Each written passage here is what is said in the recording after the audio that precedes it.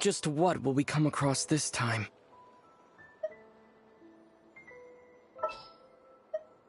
I will bring my notebook.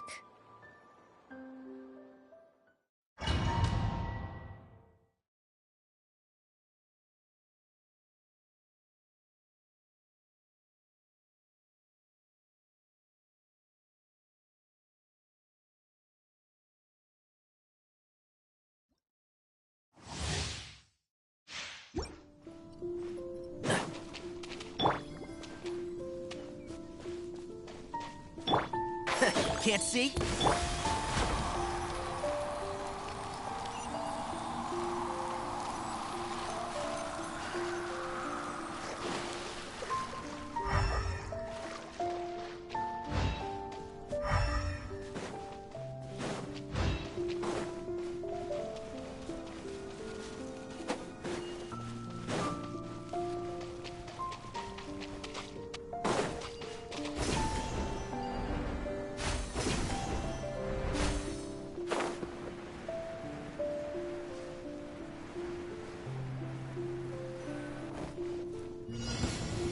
Following orders. A new hunt lucky today. Yeah! And shroud! Cry louder! The wind rises. Sacred name, fortune preserver. Go. Can't see? Swollen fury!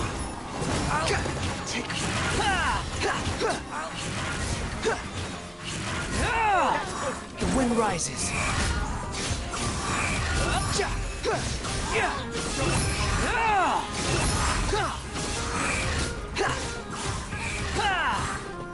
And shroud! I'll uproot you! Where do you think you're going? Wretched vermin! Swollen fury!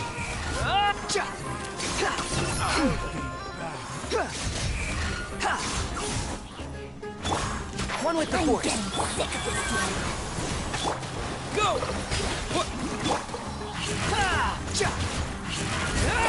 I don't like this. How amusing!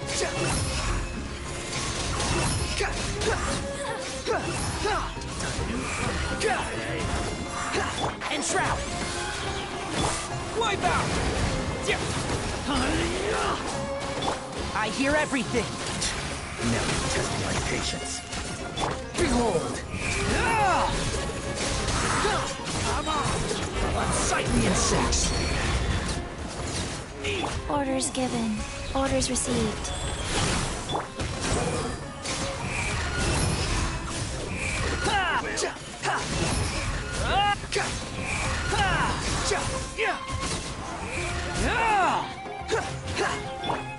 One with the force. That's Swollen fury!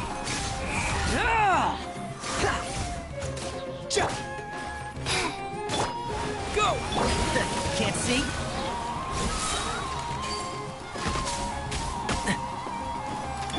Wheel of life. The wind rises! Known to place! Regret. Too slow. I'll be Surge forth! I'll uproot you! And shroud!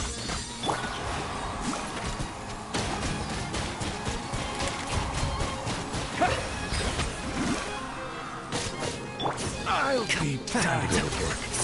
One with the force. Faster. Opening box of Adepti Behold! Yeah!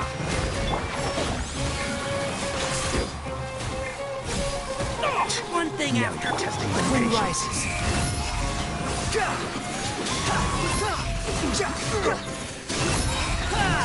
You dare to gaze upon me?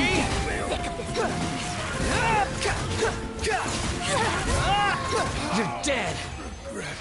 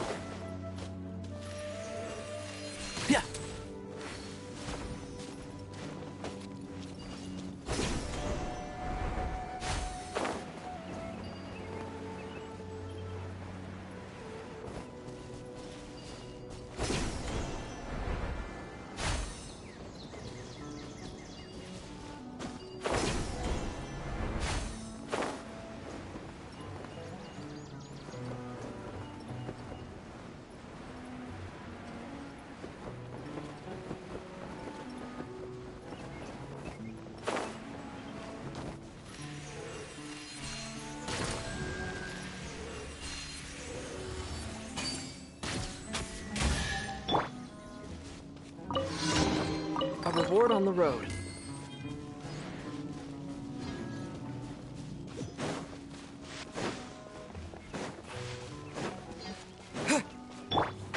Can't see? Another Let's nip that in the bud. Behold!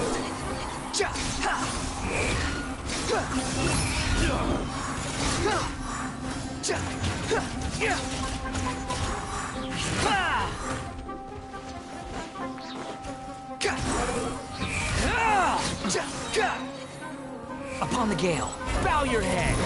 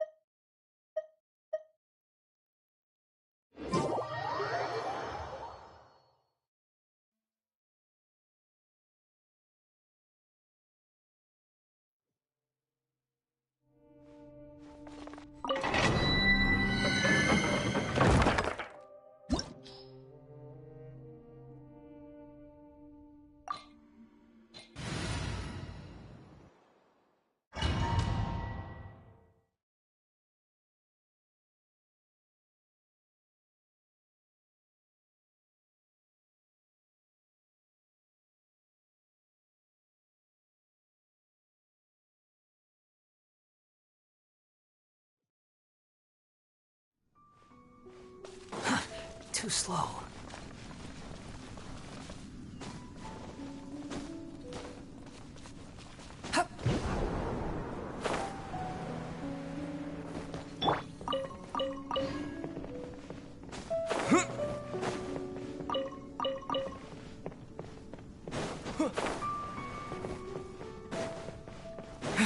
That's close enough. Go!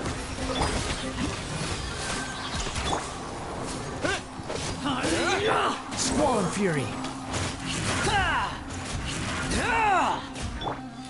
I hear everything. And Shroud. Go! Wipe out! I'll be back!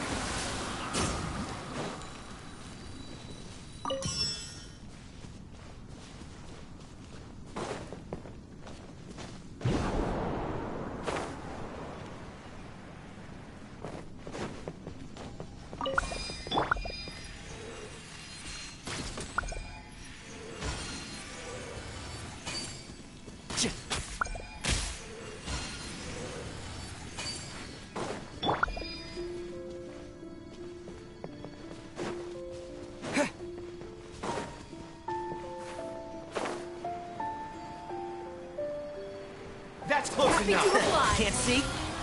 Life goes on. The wind rises.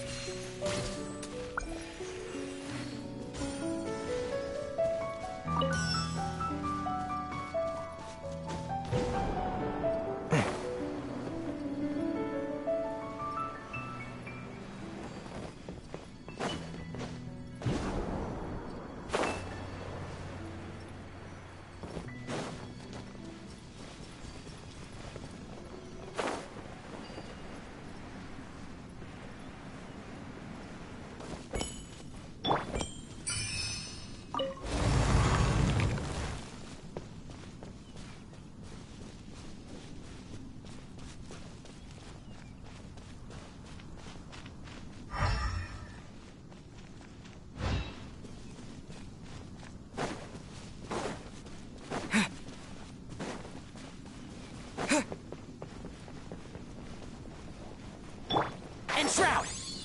Time to go to work. You are not Let's nip that in the butt. Go! Cry louder! Squall and Fury!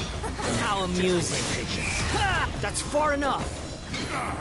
I'm getting sick of this one. You're dead! One with the Force. Sacred name, Fortune Preserver. will meet death. Out of my sight. Behold!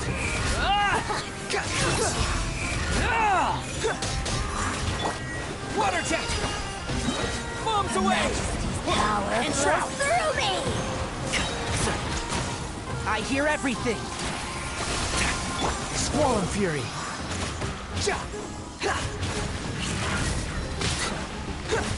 The wind rises. This body belongs to ice and snow.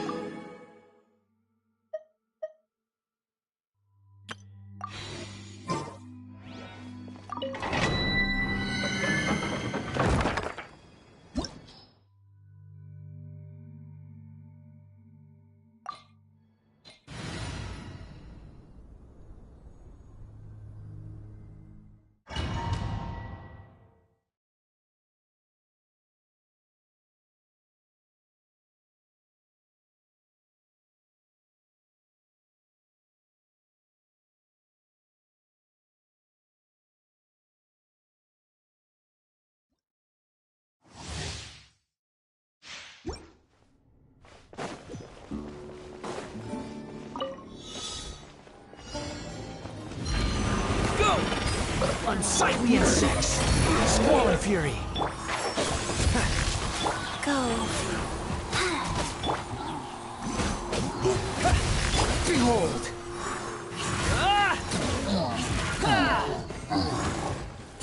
Quit following me!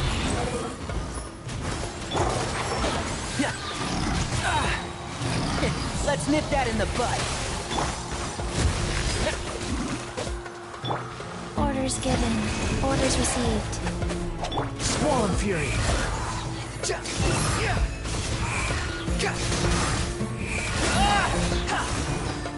Wretched vermin!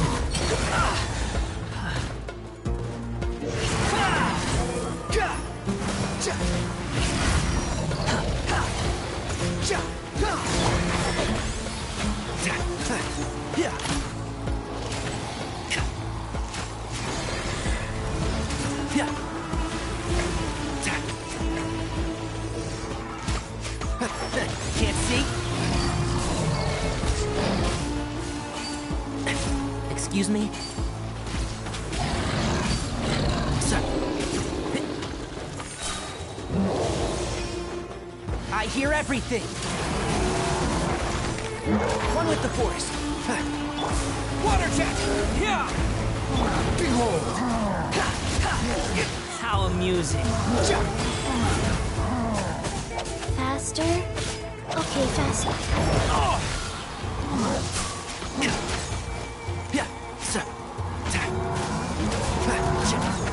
Keep up. Can't see?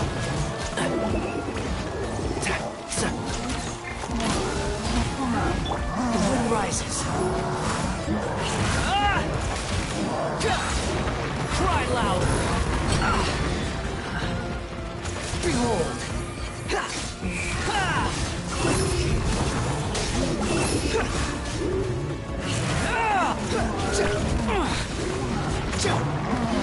Let's nip that in the bud. Opening box of Adeptitrix. Wheel of Life.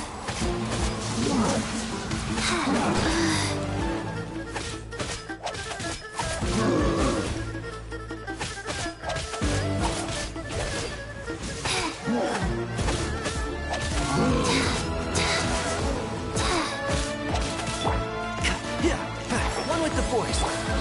Water jet!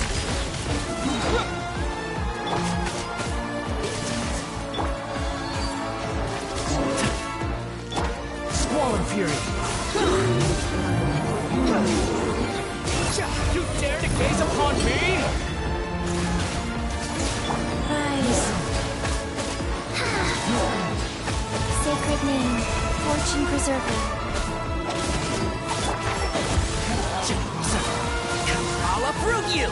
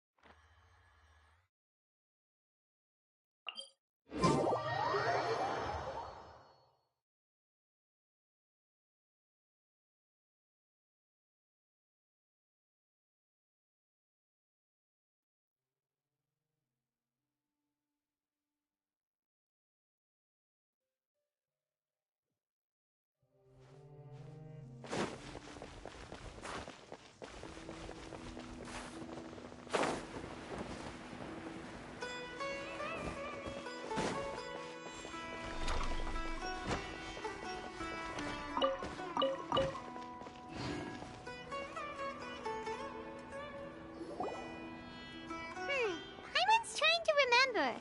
What else did we put on our shopping list? Oh, what a mouth-watering smell. Paimon would know the aroma of biryani anywhere. Let's go get some.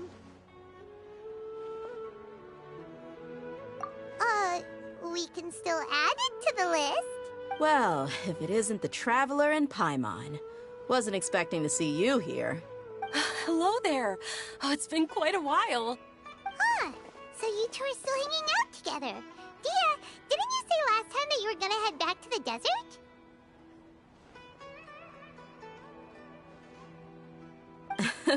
I said I was going to resign from being her bodyguard, not that our friendship was over.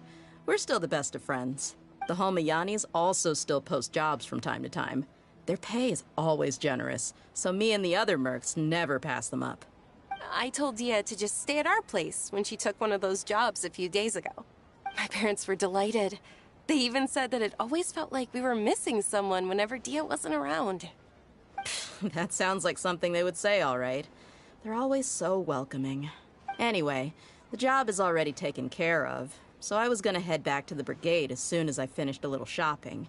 But the master kept insisting, and I ended up staying for another day. You can stay for as many days as you want, Dia. Father hasn't even gotten around to treating you to his best dishes yet.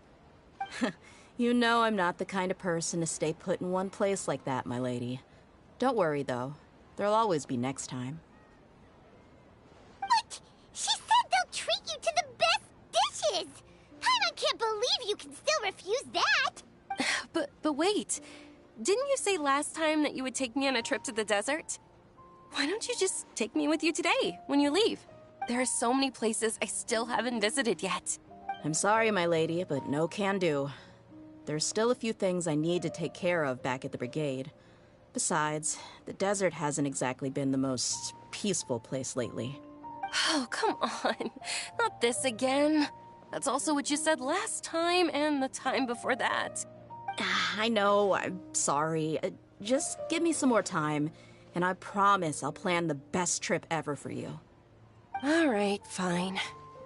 To be perfectly honest, it's not that I wanted to go, it's more like I feel like something is off about you lately. Ever since you first set foot on the estate a few days ago, you've been acting anxious and even paranoid. Have you been delaying our trip because you've run into some kind of trouble? Nah, are you kidding? You're worrying too much. Would you swear on that? Friends shouldn't lie to each other, you know. I wouldn't pry any further if you're willing to swear on what you just said.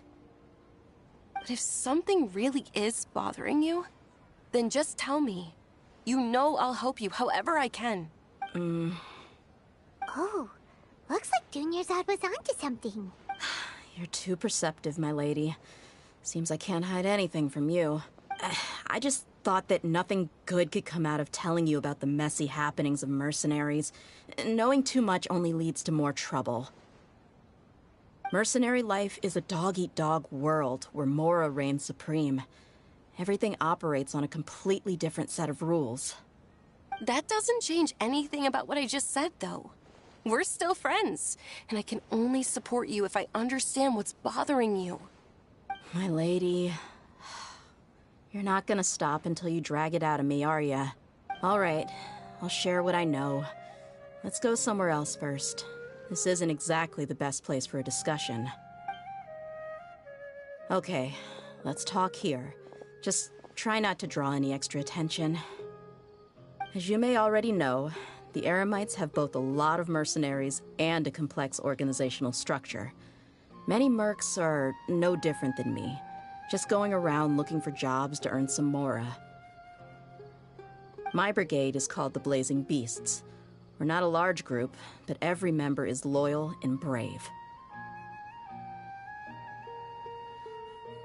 However, not all Eremite brigades are like mine. Some are willing to cross all kinds of lines for the sake of mora.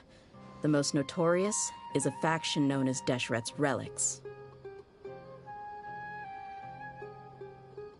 Deshret's Relics? Judging from the name, they must really look up to... Yep, you got it.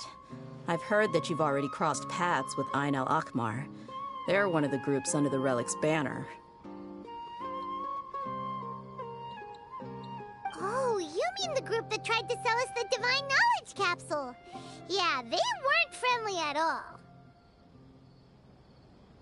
Deshret's Relics is composed of many smaller brigades like Ain al-Akmar. The Relic's headquarters issues orders to all brigades under his control.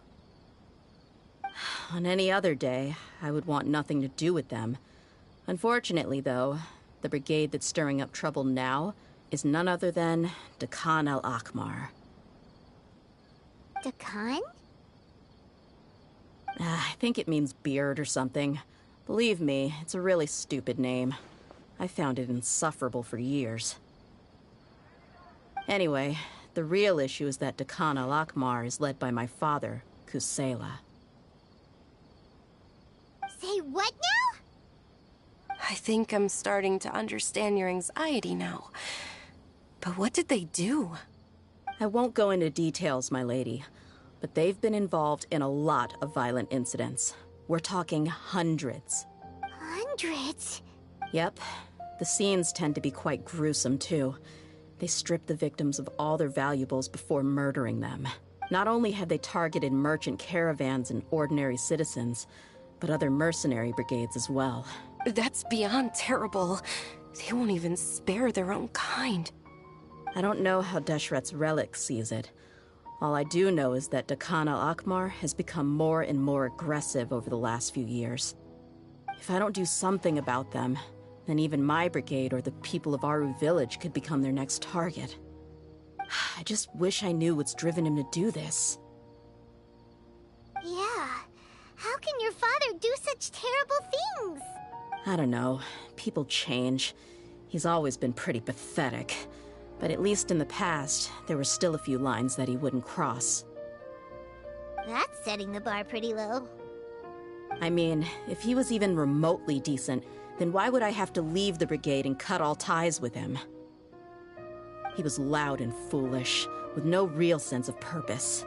Instead of doing anything useful, he spent most of his time drinking and chasing after women.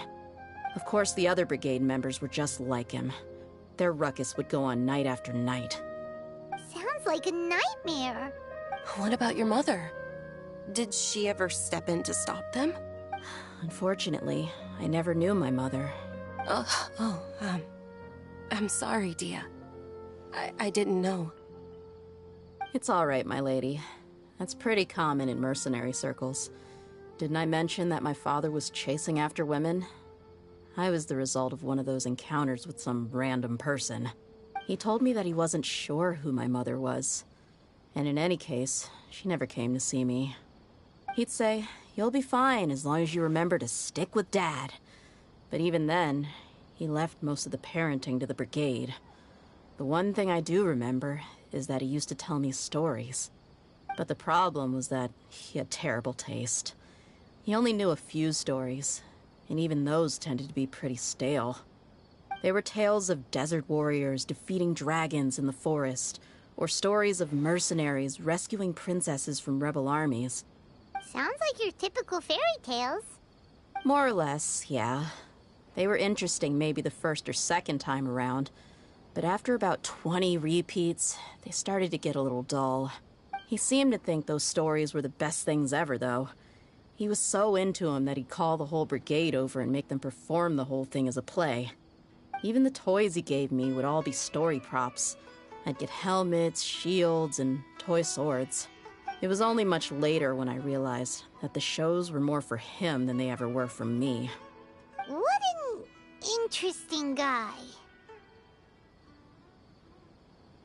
Yeah, I've always found him pretty childish, but that was something I could just shrug off. I had no reason to despise him, until I grew up and learned the true face of Deshret's relics for myself. Looting, blackmail, violence, and fraud. They not only accepted such heinous acts, they would even openly boast about them. No one in the brigade was any kind of hero. Instead, my father and his cronies were more like the bad guys that needed to be taken down. Did they really think that as long as they didn't do any of that stuff right in front of me, I would never know? I think I can understand your feelings. The difference between perception and reality must have hit hard. Yeah, but don't worry, my lady. It's all water under the bridge to me now. I had a huge argument with my father and left that place behind for good. I'm not investigating them due to any bitter feelings I still have towards my father. I just want to protect those that are close to me. Yeah, I told the boys to gather as much information as they could. Most of the reports concern violent incidents, but there's also some talk of smuggling. I see. But isn't this investigation incredibly dangerous? It is, but every mercenary lives life on the edge. It's a lifestyle that I enjoy. That may be true, but it'll be impossible for those who care about you not to worry. Well, now you get why I didn't want to share any of this with you. What should we do? They both have valid concerns. Huh? But there's no need for you to get caught up in this mess, too. Well, he's super tough, so if he went into the desert with you, then Paimon bets the problem will be solved in no time. I'm inclined to agree. I'd feel a lot more at ease if you took him along to help. I'll wait for news from you in the city until then. Please, stay safe. I'm honored that you care so much for me, my lady. All right, then let's get moving. Our first stop will be Caravan Rebot, where we can catch up a bit with my fellow mercs.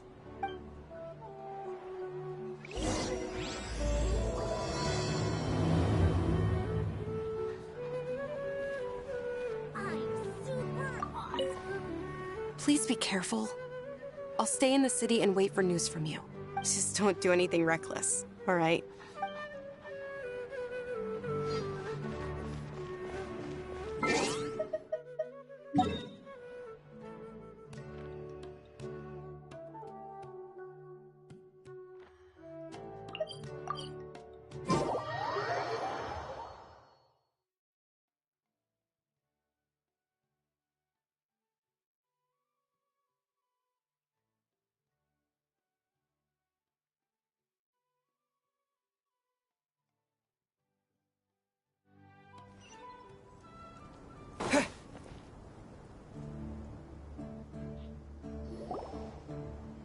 Hey, Dia, you're back.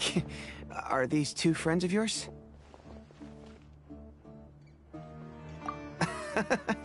Likewise. There's no need to be so formal with us. We're a pretty casual crew. Anyway, since we've got newcomers, let me fill you in on what the Khan al-Ahmar's been up to lately. They've become extremely aggressive.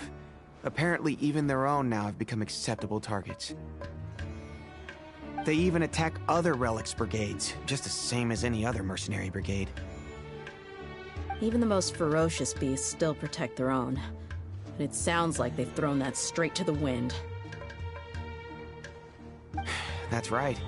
Once they've collected enough loot off the other mercenaries, they sell it off to a different brigade, or turn to merchants on the black market.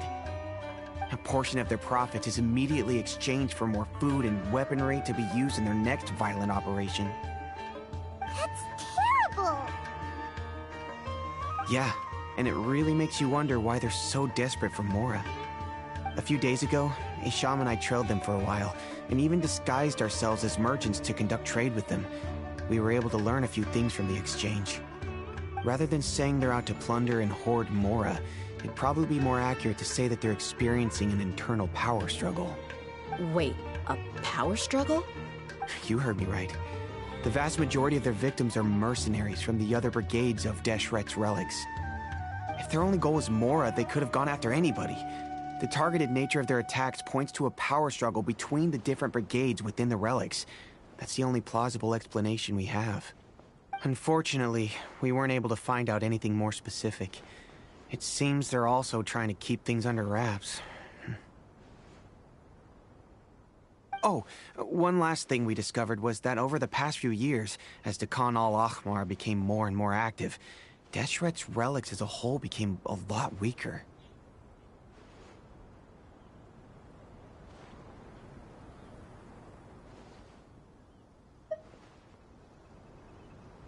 It sounds mighty strange to me, too. Harun, you can leave the rest of the investigation to us. Gotta say, though, I didn't expect you to go on a whole undercover mission during the few days I was gone. Sounds like you were really putting your necks on the line, no? Nah, it was nothing. We're just as concerned about the situation as you are. The Khan al-Ahmar is your father's crew, after all. What he said. Besides, Dia, haven't you done more dangerous things than all of us combined? What we did is nothing compared to your experiences. Yeah. And while they went to talk with Khan al-Ahmar, I took a look at the last camp they attacked. Any survivors of the attack were already long gone. There was nothing of value left in the camp. Ah, Hisham and Khalaf. You're here too. We rushed over as soon as we saw you come into Caravan Ribat. Although this new friend of yours looks a little green behind the ears, I'm sensing a special vibe from him. Now that we know you'll have a capable partner with you, we can also rest easy. Hey, what about Paimon? Feel anything special? Oh, you're also planning to tag along with them? Of course! Paimon is the traveler's most important guide. Wherever he goes, Paimon will follow. Oh, in that case, then you'd better take care of her too, Dia. Don't underestimate Paimon! Don't worry about her. She may look tiny and helpless, but she's been through just as many battles as the Traveler here. Even if she had only survived on sheer luck, then that alone would still make her quite formidable. I had no idea. I guess I shouldn't judge by appearances. Oh, one other thing, Dia.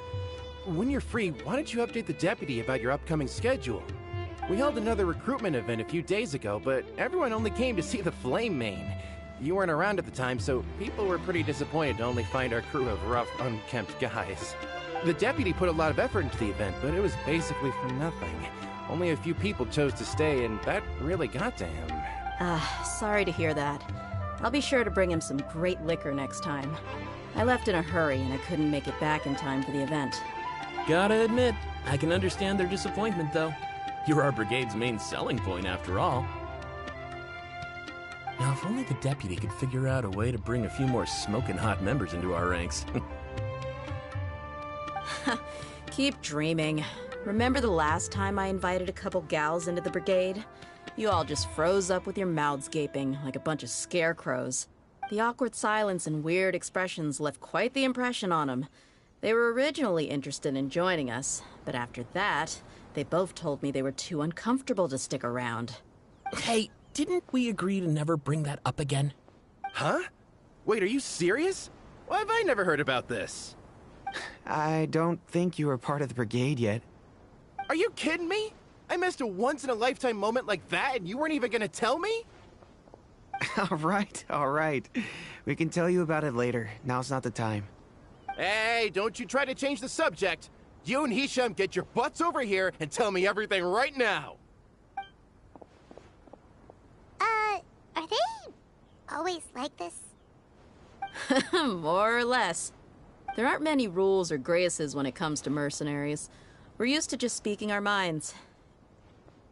If someone starts getting under your skin, you just yell right back at them. And if that doesn't put an end to it, and you just challenge him to a fight. But we also don't tend to take many things too seriously.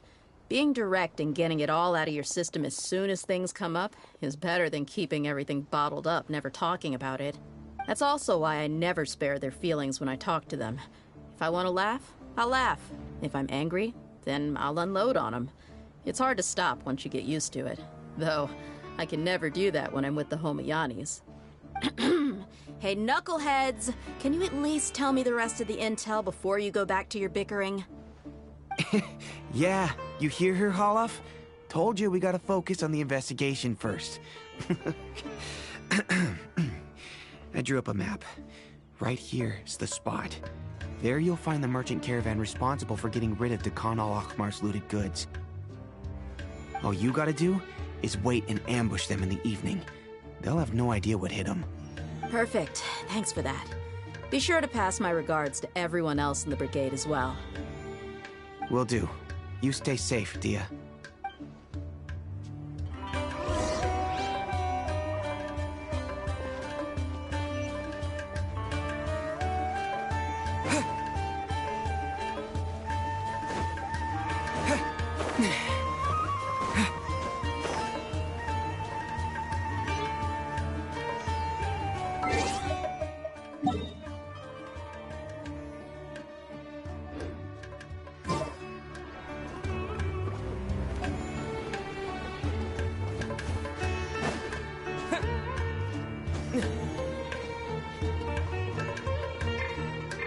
Water jet!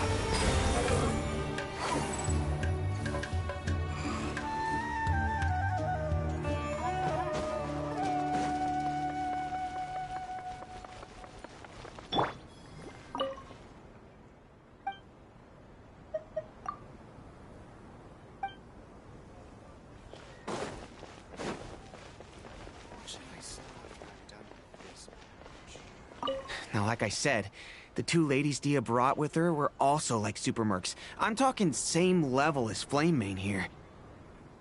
Oh, you should have seen it. The aura of the two of them when they were standing together, it was incredible. I was just at a loss for words, that's all. Ah, so pathetic. Hey! Shut up!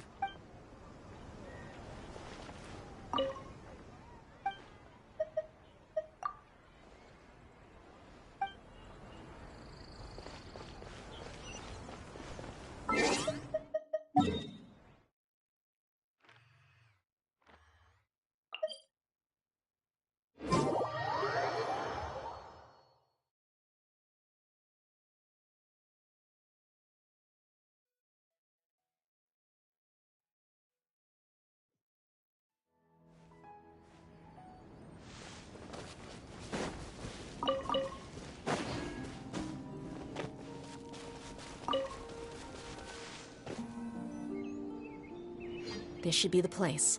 Let's find a spot to hide and bide our time. It's gonna come down to a fight one way or another, so let's all be careful. No need to worry. He knows his way around a fight. I'm not worried about that. What I meant is that we probably shouldn't go too hard on the enemy. After all, we still need to get information out of them.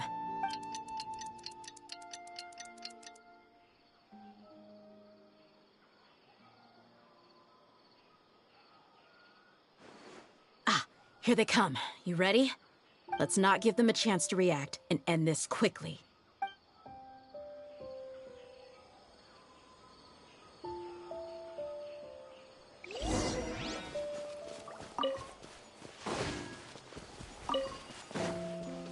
That's It's alive! feeling lucky today.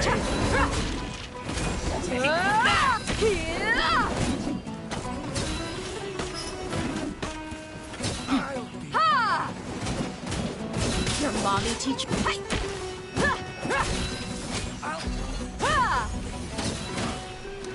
Let's get it on!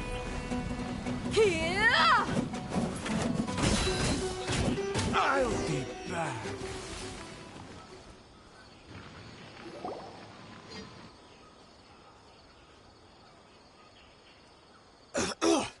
Huh? You're the Flame Mane. Good. That saves me an introduction. All right, time for a little talk. Are you buddies with Dakana Lakmar now? Tell me, what are they after? You know the code of being a mercenary just like everyone else. The first rule is to never divulge key information about our employer. What makes you think I'd talk? That might have worked on an amateur, but I know you're just looking to protect your reputation. Think about it, though. What's your reputation worth if you won't have the other tools you need to succeed in this line of work? Tools like, I don't know, your limbs or eyes? You've got 5 seconds. You might want to think twice about how much your employer's information is worth to you. Whoa! I'm not joking around. We can do this the easy way or the painful way. 2 seconds! I'll save you the trouble.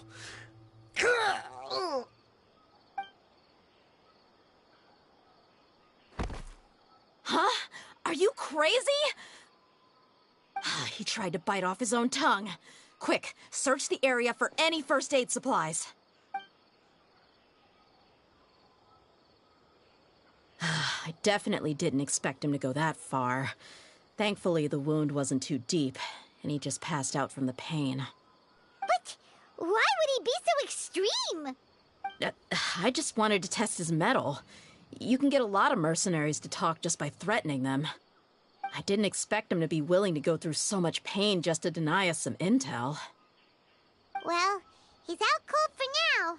We could wait for him to wake up, but maybe it's not a good idea to interrogate him any further. What should we do? Yeah, don't worry about it. It'll be a waste of time to interrogate him again after that. He might just hurt himself again if we start asking. There are lots of goods around here. Let's search the area. Maybe we'll be able to find something. I'm really sorry.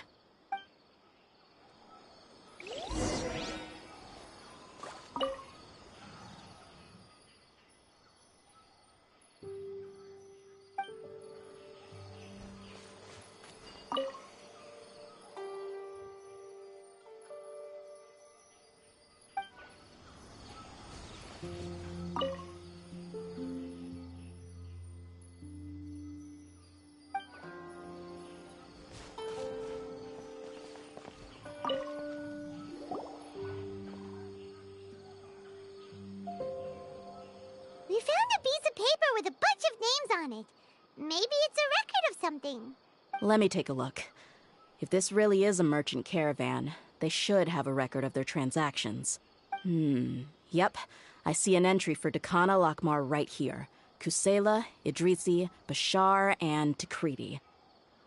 All familiar names. Dakana Lakmar has been trading for a hefty supply of food, weapons, and medicine. It seems that in the past, they used to receive some canned knowledge as well. This caravan is just one link in their logistics chain. Once in the rainforest, the caravan will exchange the looted goods for Mora, and the funds will then be passed to a specific person. That person will then pack the caravan full of necessary goods, which will then be brought right back to Dakana Lakmar. Wait, why is there no Mora value recorded for the final transaction? No value? Yeah. Every transaction before the last one was marked with an exact amount of Mora, but the final one, where they paid for everything to be brought back to the desert, was simply marked as delivered.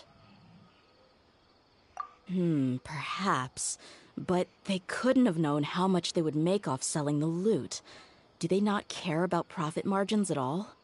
Anyway, the next part's the records of the goods themselves. There are a lot of entries. Everything was probably sourced from the rainforest. Huh?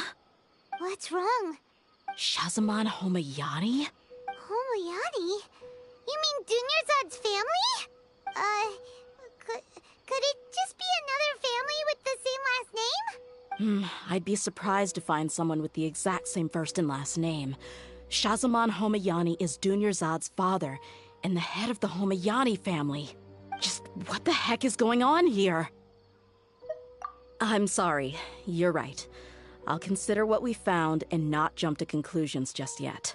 But what this piece of paper confirms is that the Homayani family has been providing goods to Dakana Lakmar.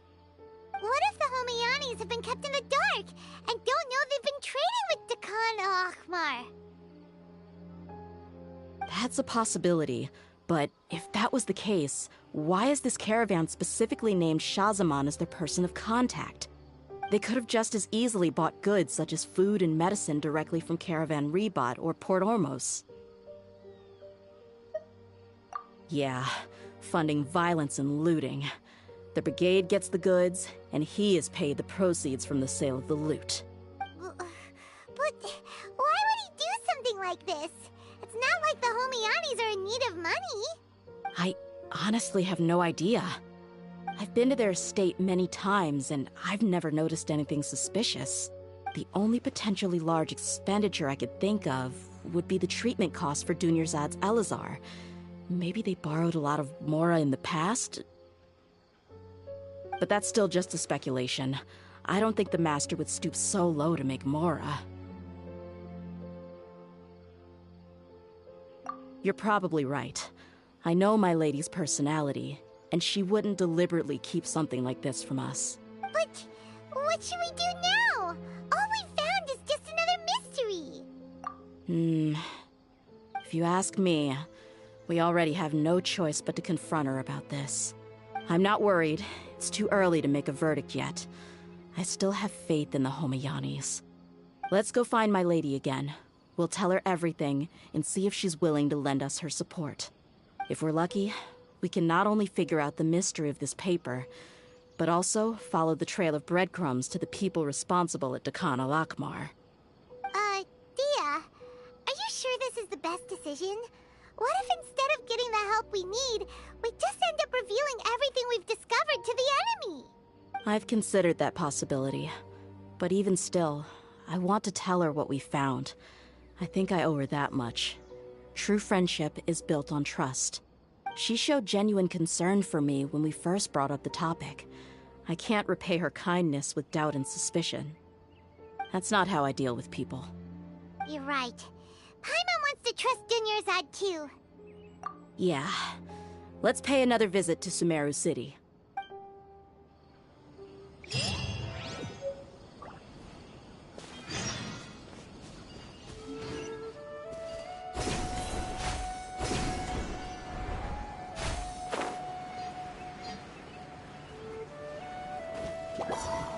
The wind rises. And shroud!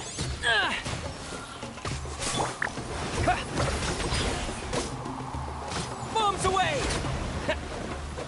Behold!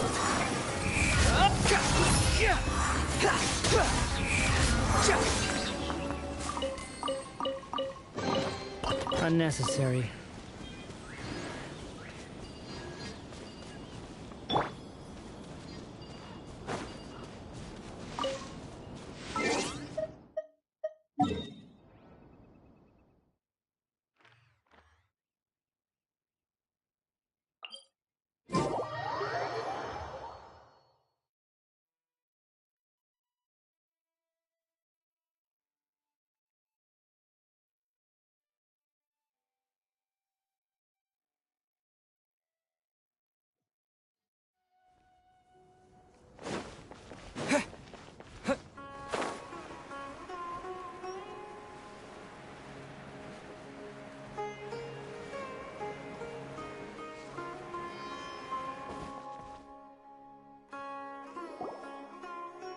We're back, my lady. Oh, you're back a lot sooner than I expected. You mustn't have run into any trouble then. Well, how did it go? What did you come up with? Actually, we're still investigating. It's just that we've discovered something strange. I see. The clues you found have led you back here, in the city? Something like that. Yeah. You all look a little dispirited. Whatever you found must not have been very encouraging after all. Why don't you discuss it with me? Maybe I'll be able to say something to cheer you up? It's okay, my lady. It's not so much about me being upset with my father or anything like that. How should I put this? So something is wrong. Even the Traveler and Paimon have been uncharacteristically quiet. On any other day, Paimon would have already waved to me with a smile and shouted, Dunyarzad, we're back! So tell me, what happened? Well? My lady, please prepare yourself for what we're going to tell you next. It concerns the Master. The Master? You mean my father? Okay, I understand. But don't worry about me. I'll listen as attentively as I can. My father has been supplying goods to Dakan al-Akmar? Yeah, it makes as little sense to us as it does to you. I've never doubted the Master's integrity, so I'm having a real hard time rationalizing how he could ever support an infamous brigade like them.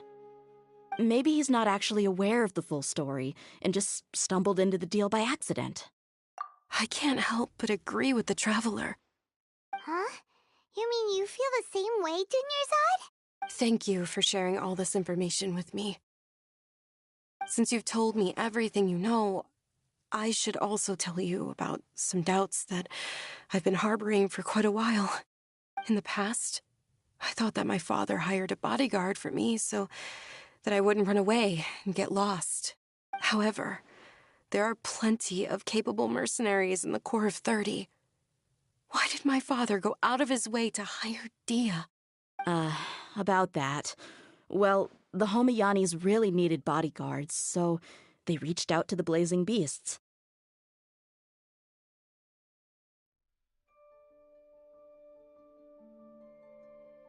Later, the Master told me that I was one of the best mercenaries he'd ever seen, and that I should stick around to become one of his bodyguards. He offered me a pile of Mora, so I just signed on. Well, but that didn't really answer my question. Just think about it. Maybe the Corps of 30 just didn't have anyone available, or maybe someone recommended us. I've never given it too much thought. I think I get what you're saying. You'd think none of this was a coincidence. Precisely. At first glance, nothing seems strange or out of place. But there are many parts of the story that don't actually make any sense. If my father had always been in contact with Dakan al-Akmar, then it would make sense for him to bring Dia into our house. You mean the goal all along was to get Dia to be your bodyguard? No, that's too much of a stretch. I cut all ties with my father a long time ago. He has no control over my life anymore. But that still doesn't rule out the possibility that your father has still been trying to influence your life without you knowing. So, the Master was not likely an innocent victim in all of this? Sorry we put all of this on you so suddenly, Dunyarzad. It's okay, Paimon.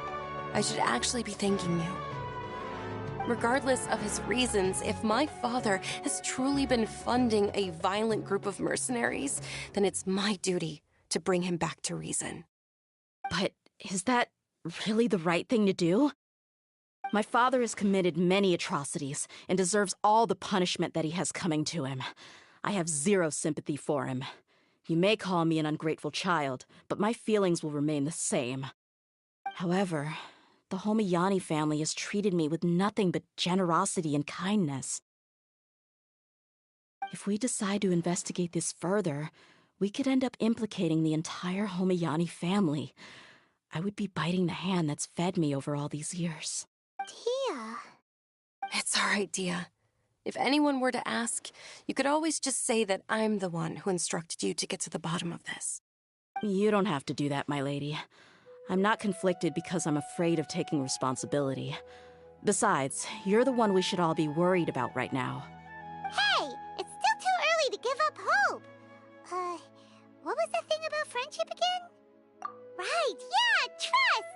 You said that yourself, Dia.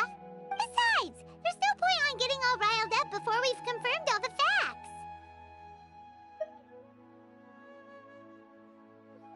Thank you, everyone. That makes a lot of sense. I guess I should always remember the trust that I've placed in people.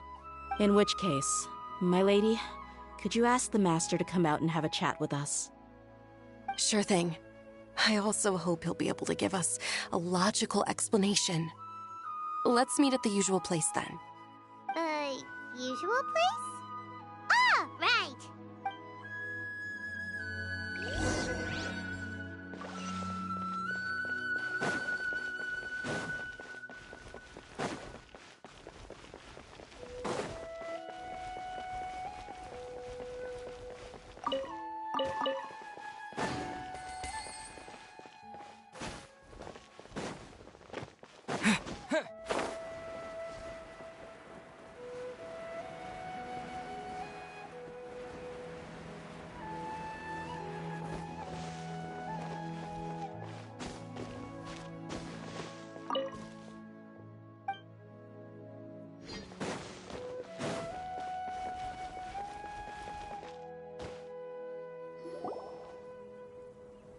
Thank you for coming, sir. Please allow me to introduce these two. This is the Traveler, and next to him is his travel companion, Paimon. Ah, yes. My daughter has mentioned them from time to time. It's a privilege to finally meet them in person. But we may skip all the pleasantries for now. What is the important matter you wish to discuss with me today? Well, we wanted to bring this transaction record to your attention. There's something on this record that we're all pretty curious about. So, that's what you found? Huh. Seems like I can't keep everything from you much longer. If you wouldn't mind, we'd like an explanation. Well, it's a long and difficult story. And to be perfectly honest, I'm not sure if I'm doing the right thing. What I do know, though, Dia, is that the truth will bring you no solace. If anything, it will likely cause you a great amount of anguish. Wait, me? Yes. I understand perfectly why you came to see me. And I am touched by your collective commitment to do the right thing. But knowledge always comes at a price. And sometimes, as they say, ignorance is bliss. Your father, Kusela, and I both believed that. Of course, you have the right to seek and learn the truth, but I must warn you. The facts of this matter may reduce everything you've built for yourself into sand, blowing in the wind. If you must proceed, then Kusela's heartfelt efforts will also fade into the wind like a fleeting mirage. His heartfelt efforts? I'm sorry, sir, but I'm not sure I follow. I've made it this far in life without a single drop of my father's support. I have my own ideals and ways of looking at the world, as well as people and causes that I've chosen to cherish and fight for. None of these things have anything to do with him. I came here today to support you as the head of the Homayani family. No warning will change my stance on that. I understand. Then let me tell you a little story.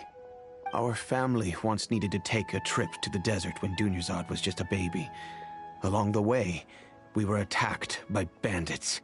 They had superior numbers and quickly overpowered our bodyguards.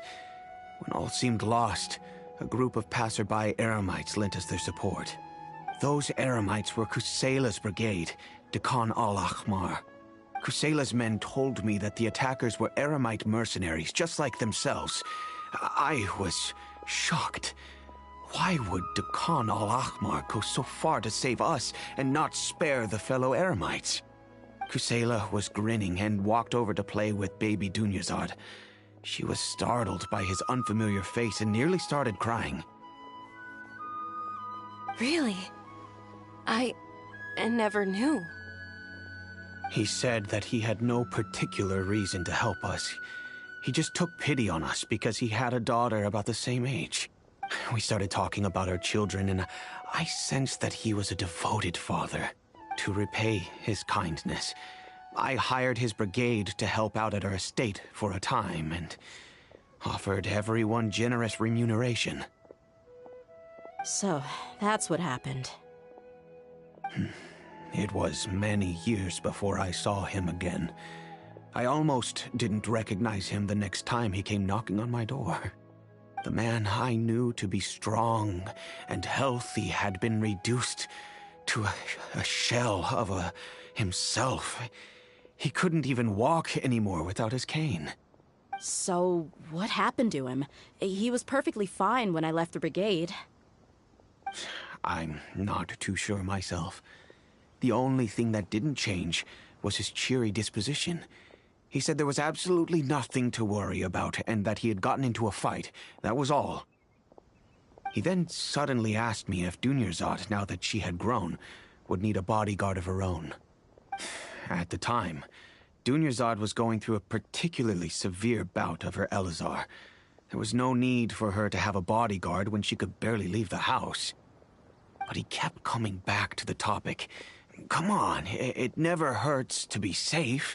How do you know a bodyguard won't come in handy one day? I was completely lost at first, until he recommended the Blazing Beasts, and in particular, a mercenary named Dia. So he was the one who recommended Dia to you. Indeed. He didn't say it out loud, but it was clear that he saw Deshret's relics as an evil group who would eventually corrupt every member in their ranks. He was already beyond redemption, but he hoped that he would be able to detach his daughter from the vicious world of mercenary life. If Dia could stay in my house and keep working as a bodyguard, then gradually her affinity for the desert would decrease, and she'd be able to leave her previous life behind. And that's why you offered her such generous compensation? Yes, but not just because of that. From the moment that he asked me for that favor, I also began to see Dia as my own daughter. And that's also why I tried to persuade you to stay when you asked for permission to leave. I was willing to spend however much it took. Kusela saved my daughter and me all those years ago in the desert. I could never refuse him entrusting his daughter to me. He was always like that, acting like he's oh so smart and self-righteous. Kusela said that he'd reimburse me for a portion of Dia's fees. I refused to take any mora from him, but he'd always send me funds anyway. Eventually, I just accepted them as a token of his gratitude. And that went on for a while until I received another letter from him a few years ago. The letter contained a request to help him buy food, weapons, medicine, and even explosive materials. Wait! Isn't that around the time that Dekan al-Akhmar started becoming more aggressive? That's right. When I started to hear some nasty rumors, I became wary. I wanted to meet him face to face to discuss things.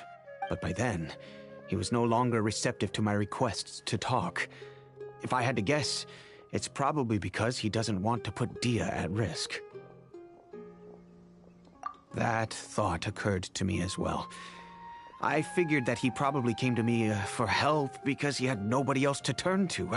After some deliberation, I decided to send him some food and medicine. I turned down all his requests for explosives and weaponry. I am aware that even such a reduced gesture of support could lead to others coming to harm, but I could not simply reject his plea for help. In the end, it probably was the wrong decision. I plugged my ears to the rumors and just chose a solution that made me feel least guilty about myself. If you can, please tell me where he is now. None of the things he's doing right now make any sense if he's just trying to keep me from getting tangled up in his world. If all he wants to do is steer clear of me, then maybe he shouldn't have brought me into this world in the first place. Oh no. Dia, please don't feel that way. I'm just angry because I can't wrap my head around any of his actions.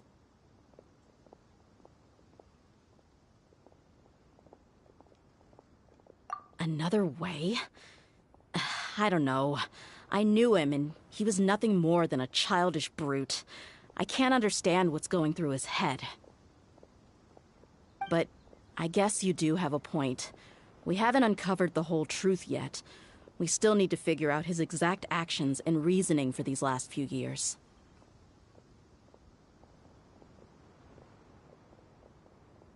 I'll do my best to help. Of course, anything between the two of you would need to be resolved between you and him alone.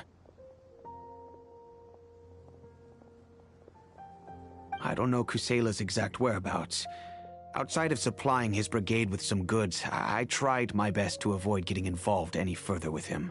However, there's a man on the list named Jawed. He used to be a mercenary in the desert and is now a member of the Corps of 30. He's responsible for supplying weapons and liaising with the Dakan al-Akhmar's merchant caravan. I think he should know Kusela's whereabouts. I've heard that he likes to have a few drinks alone and enjoy the cool wind at night outside the tavern. Maybe you'll be able to find him there. Understood. Thank you, sir. Then I guess this is bye for now, unless... I'll stay and be with my father here. To be honest, I'm still a little dazed and haven't finished processing everything quite yet. My father has indeed done something wrong, but if I think about it, I'm also not sure if there was a right way to handle this problem. I feel like our only course of action is to turn everything we know over to the Corps of 30 and let them render judgment. Yes. I am prepared to accept whatever verdict they choose. It's time to face my mistakes.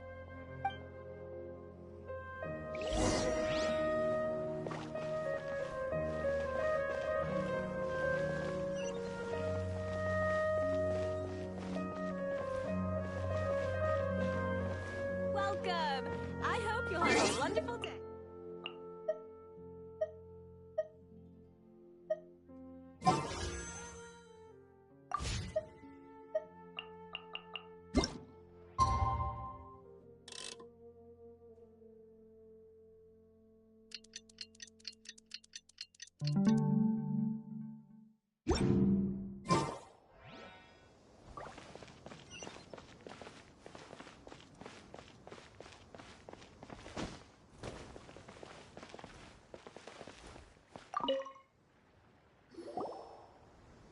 Huh?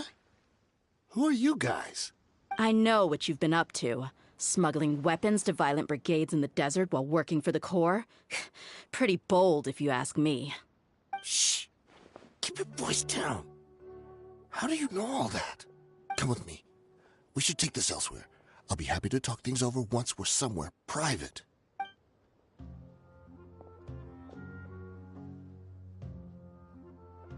This place should do. All right, back to my question. How did you all know about me? Don't worry about that for now. You know what kind of punishment you'll face once we report you to the Corps, I assume. Wait, there's no need to jump the gun. Let's talk this out. What are your terms? So what's in it for you anyway, Mora? Well, I was a little tight on money at the time, and Kusela took good care of me in the past. I waited in my mind, and I couldn't find a reason to turn the opportunity down. I wouldn't only be helping my benefactor, but I could also make some quick Mora. Let me tell you how it is. We're investigating Dakan al-Akhmar, and we're gonna put an end to their operations. If you provide some help for us, then we might just put in a good word later to reduce the terms of your punishment. Hey, why don't we discuss this a little first? Listen, I made quite a bit of Mora from my last run. You just give me a number, and I'm sure we can... Shut it. My patience is running out. You should know when a mercenary is after something other than money. All right, sheesh. But you gotta promise you'll put in some nice words for me later. They're always on the move. Here's the spot they were at the last time I made my delivery to the desert. Feel free to go have a look. I'm just telling you, though, it's not on me if they're not there anymore. Sure. And then you can forget about any nice words from us. Hey, come on. Now you're just being unreasonable. Really? And how do I know you're not leading us straight into a trap? Don't forget, you're the one with no bargaining chips. All right, I get it. Why don't you go take a look, and if they're not there anymore, I'll try to figure out something else for y'all. Now that's more like it. Let's move. And as for you, try to stick around the city until we get back. You don't want us to call the folks from the Corps and have them drag you back to the city.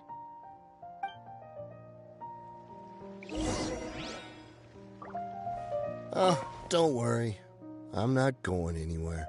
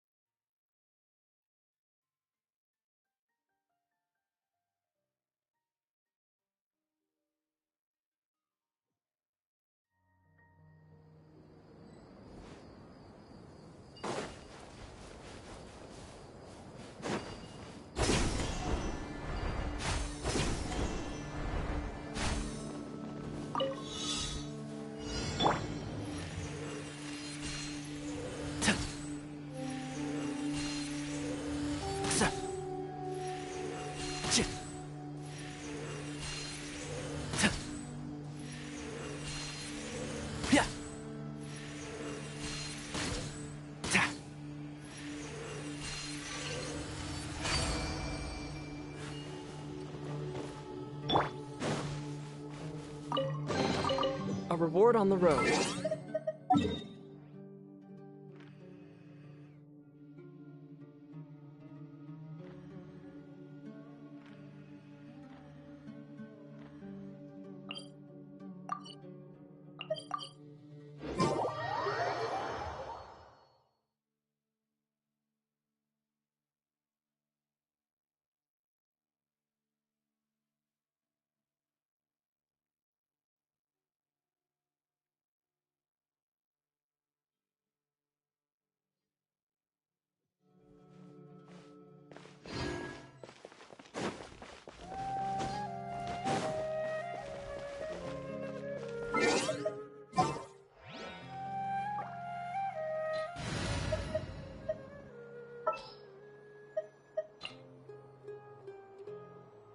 Time to broaden the horizon.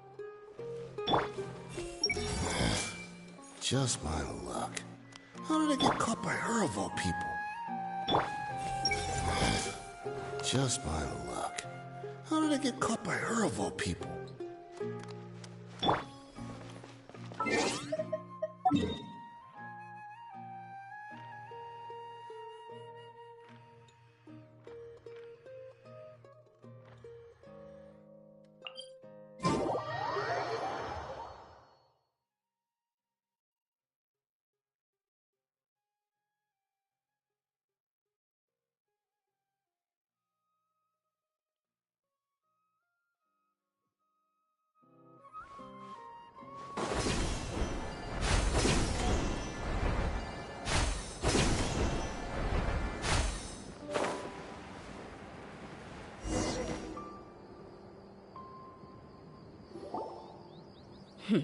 Seems like we're in luck.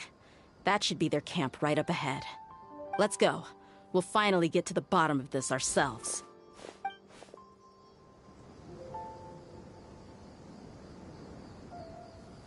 I'm here to see Kusela. Tell him to get out here. Dear, why are you here?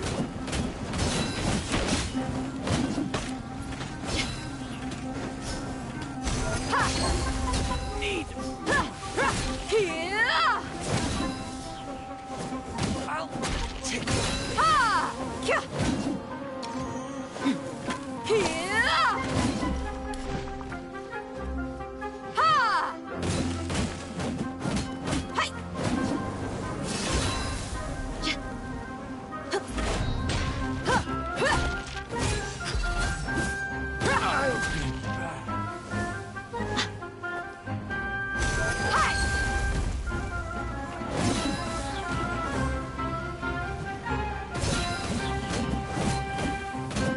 Haven't you all done enough?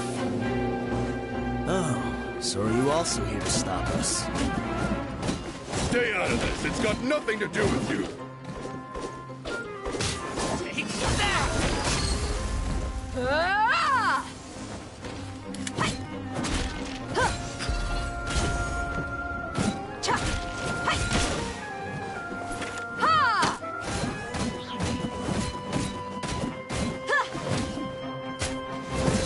You ain't messing around!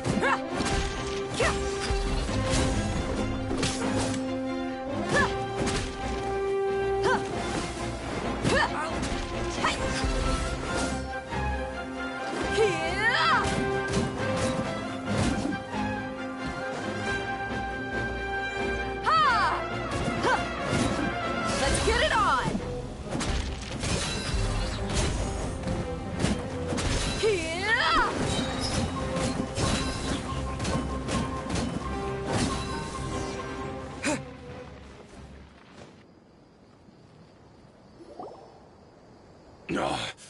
She's so strong.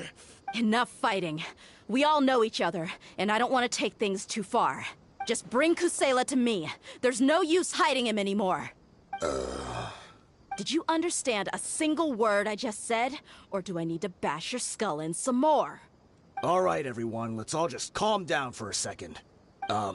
Dia, the boss can't come out and see you anymore.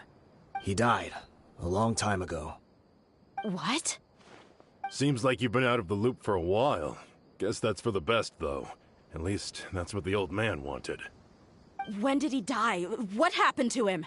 A few years ago, Kusela broke up Dakan al-Ahmar and went to the Deshret's Relics headquarters by himself. So is that when you guys started acting up? We would prefer to call it taking revenge. Every last person in Deshret's Relics must pay in blood for what they did. Let me start from the beginning. Dia, do you know how the head of the Relics maintained order internally? Overwhelming strength and unquestionable authority? Those were a part of it, yes. But just those on their own weren't enough. They had another tool at their disposal. They called it a person's record. Regardless of whether they joined by their own will or were coerced, every person in Deshret's Relics were forced to leave a record of themselves at headquarters. Whether it be their deepest sin, some unforgivable act, or their most immoral exploit, the record served both as a symbol of loyalty and the perfect material for blackmail. That's precisely it. Every one of us have a record. Me, Bashar, Tikriti, and all the boys who grew up with Dia and ended up joining our ranks. But you, Dia, you were never asked to provide a record, were you? I never even knew this was a requirement. You were probably the only person in all of Deshret's Relics who didn't know about it. Ever since you were born, Boss had been trying to shield you from this organization's sinister rules. Not only that, but he also banned all of us from committing any nefarious acts. He said he'd take care of the dues we had to pay regularly to headquarters. But in the end, he was just an ordinary person. What could he do? He was forced to go to headquarters again and again to account for missed dues and incomplete records. He'd come up with all kinds of excuses and get beaten up as a result. We all knew he was doing that for you. He wanted to get you out of this world, no matter what it took. And that's why he became a shell of himself and couldn't walk without a cane. Wait, but that doesn't make any sense. I didn't know about any of this, and I'd never seen him get injured or beaten. Because you were too young at the time. How would you ever tell between wounds from a beating and wounds from battle? When you left home after that final argument with him, he seemed to age by a decade overnight. Even his hair went gray. So, even the blazing beasts were... Yep. It was all his doing. Had he not arranged them to come to you, you probably would have been reduced to a pulp before you ever left the desert. A few years ago, Boss said he needed to make another trip to headquarters. He was already pretty weak then, and we all assumed he was going to get beaten again. I suggested that he hand the role of leadership over to me, but he said there was no longer any need, since the Khan al-Ahmar would soon be no more.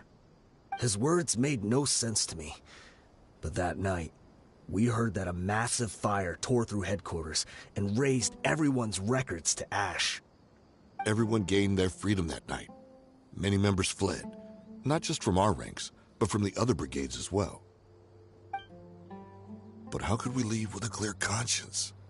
All of us who knew exactly what had happened.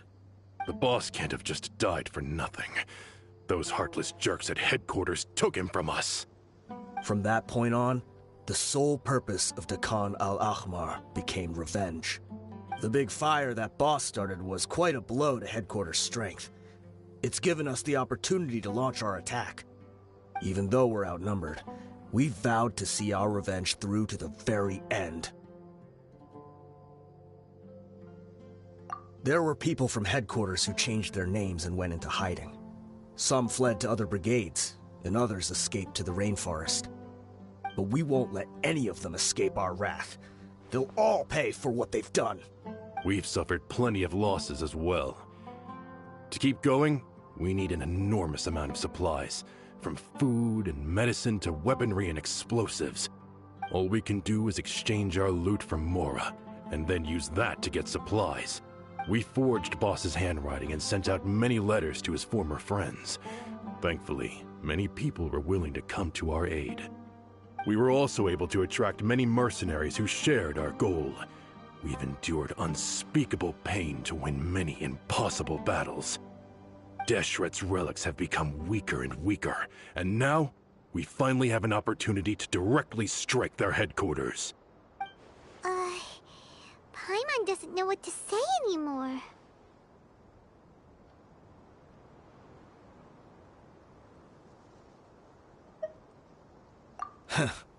We do know right from wrong, but we were sinners from the very beginning.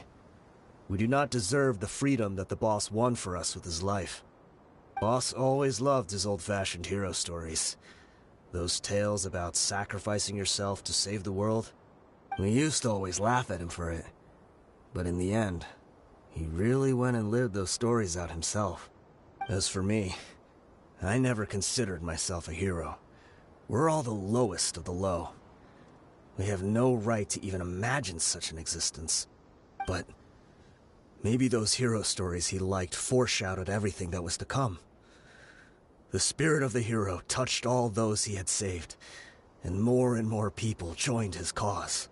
Maybe we were all just acting along with the play in the beginning. But as we acted the parts and recited the lines, we were drawn in. And now, we want to see the story through to the end. I'm sorry, Dia. I know you always found us insufferable ever since you were young. Just think of this as a madman ranting. I'll go with you. Huh? Dia? You wanna go with them? I grew up with these guys, and I know they're not bad people. It's just that some situations get so bad that it's difficult to tell good from evil. All I know is that Deshret's relics must be destroyed. Furthermore, I want to go see the place for myself. I want to know if my father is still there. I know you don't want to get involved in this, so there's no need for you to tag along. I can do this on my own. Yeah, Paimon feels like we'd only regret it if we don't see this through to the end. Thank you. With you. I bet Boss would lose if he ever knew you'd join us at the very last moment like this. All the losses and injuries we sustained, we can't afford to turn down someone as powerful as you. He can think whatever he wants. But the fact is, I owe him this much.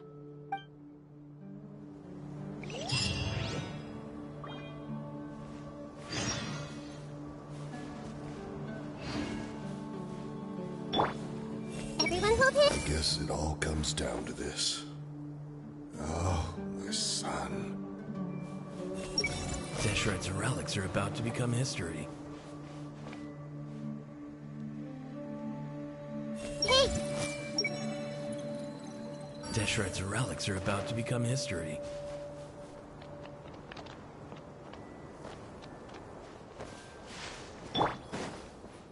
I guess it all comes down to this. What a bummer. I just had to get injured now, right before the final fight. Be sure to punch one of them for me, huh?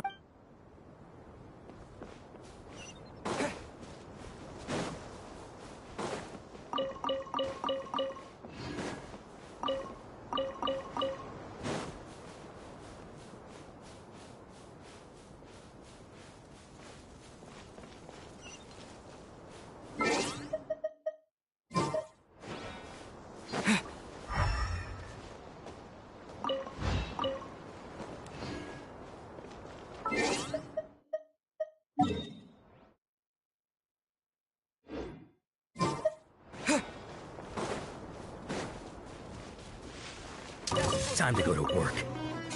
Go! Make yourselves at home! Grow! Unsightly insects! Squall and fury! Now! You're dead! Upon the gale! I'll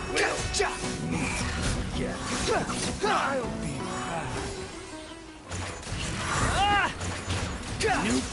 back! The wind rises!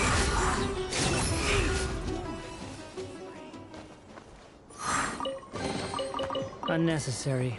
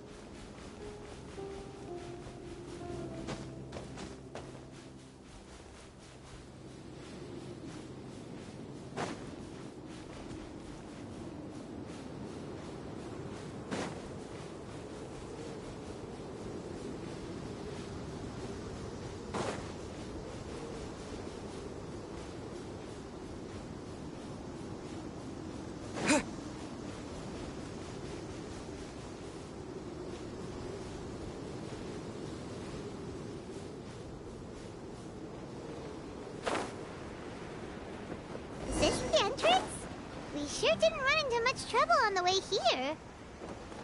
Should be. I don't think they have enough manpower left to post guards and defend their perimeters.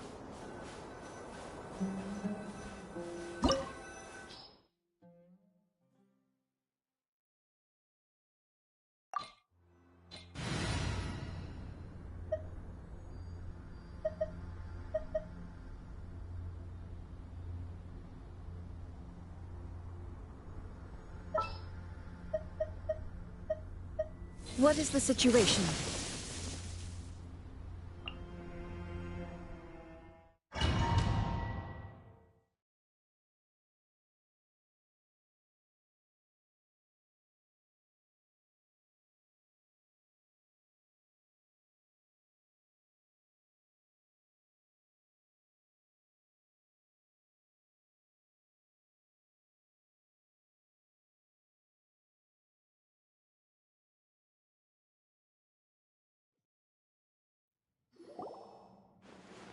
Wow. Paimon didn't expect it to look like this on the inside. They should all be holed up in here. Don't know how many people they've got left, though. Who cares? We'll round up all of them. Still, we should be careful. Even if they've only got one shot left, it could still take us out. Yeah, we'll know what they're really capable of once we've landed some hits on them. Deshret's relics may have been a force to be reckoned with before, but their name means nothing now. Yeah, they don't stand a chance with you here. I'll take the lead. I've been here once before.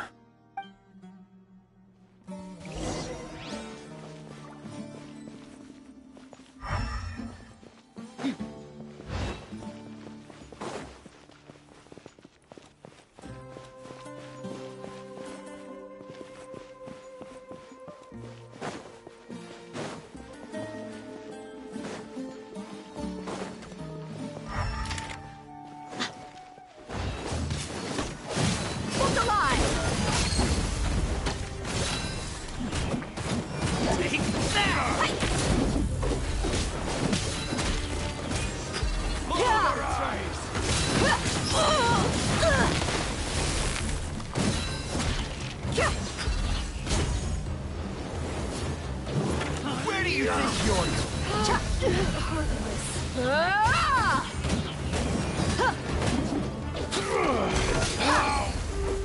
Following orders.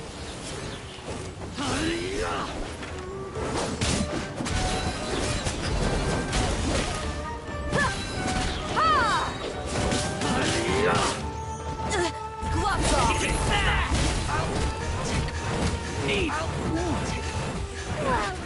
Feeling lucky today? Come on.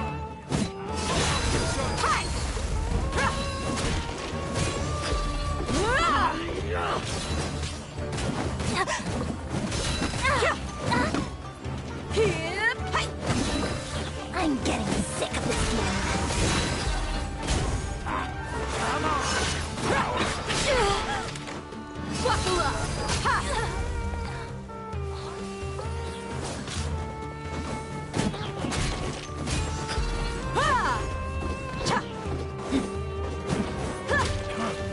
You want this one?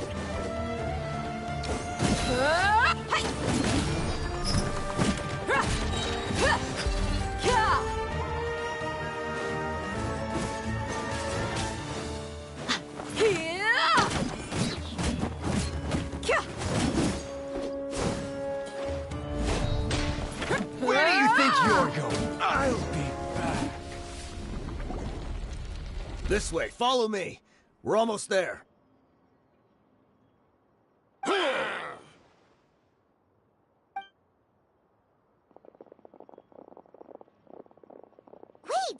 They went charging ahead without checking for any traps!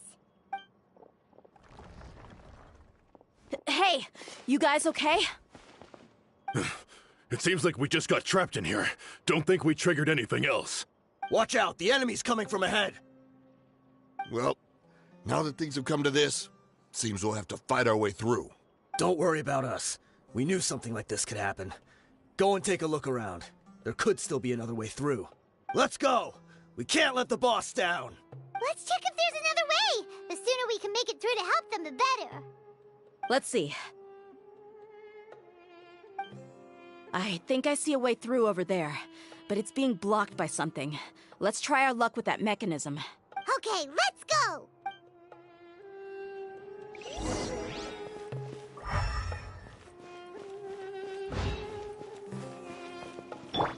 Everyone hold hands!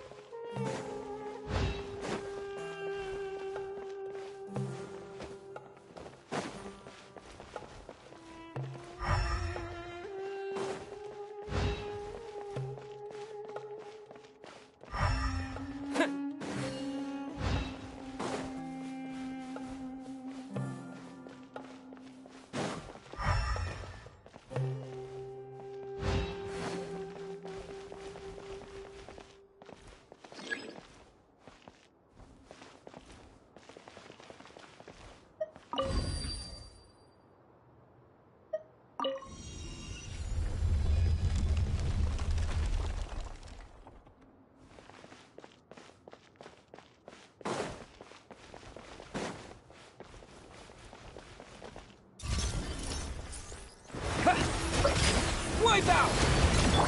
Torn to oblivion!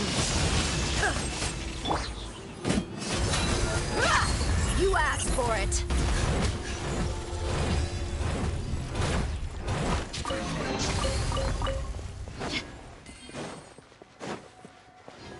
Another mechanism like the one before, but this one's being blocked off in the middle. We just need to adjust it a little.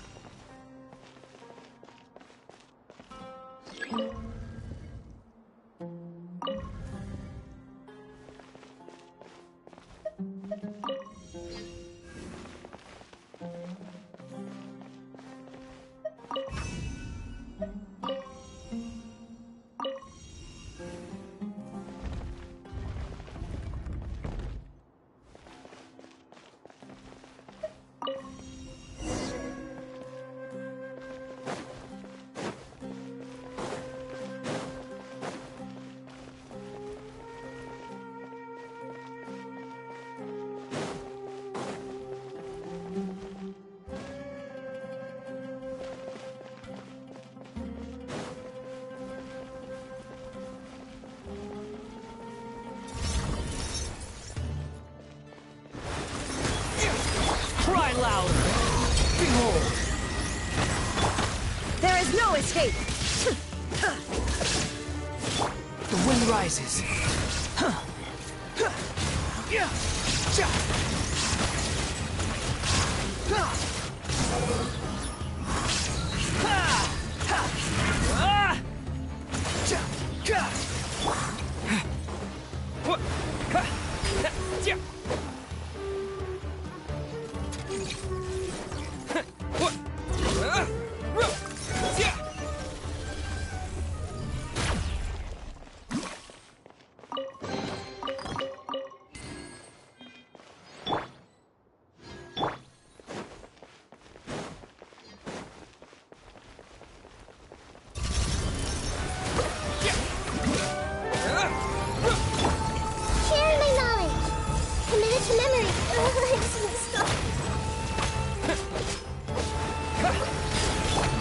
Behold!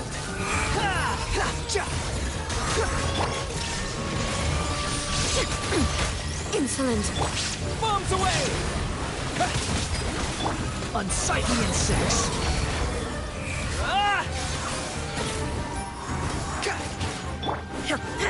Now you shall perish!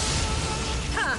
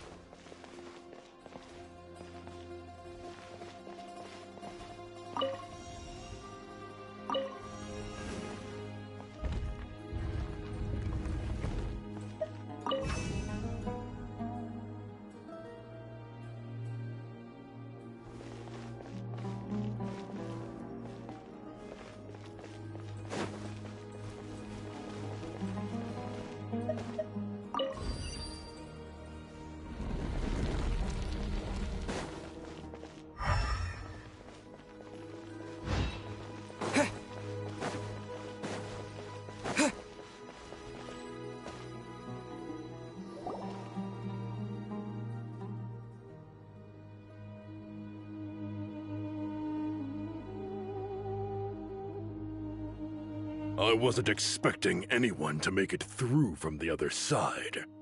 But as a desert dweller, I suppose we should be used to our folks defying all expectations. Don't waste your breath. You have nowhere to run. Run? Had I wanted to run, I would have fled 1,000 times already. I witnessed the golden age of Deshret's relics. Even if I could leave this place behind, all that awaits me now are endless days of humiliation and ruin.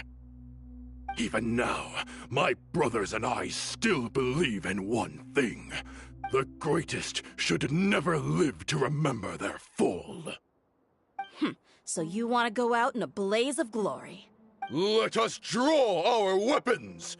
We will show them the true power King Deshret bestowed upon his followers. They are but two, while we hold within ourselves the entirety of the relic's glory. Wave 1, charge! Eliminate them!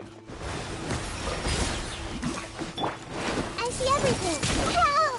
Make yourselves at home. There is no escape! Look alive! You're dead meat! I'll take Don't think that you've won. We're just getting started. Did you apply?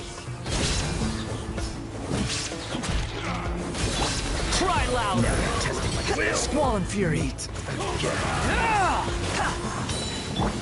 Everyone hold hands. Illusion shattered! Share my knowledge. You asked for it. King Genshsplore will not abandon any one of his followers. Let's get it on!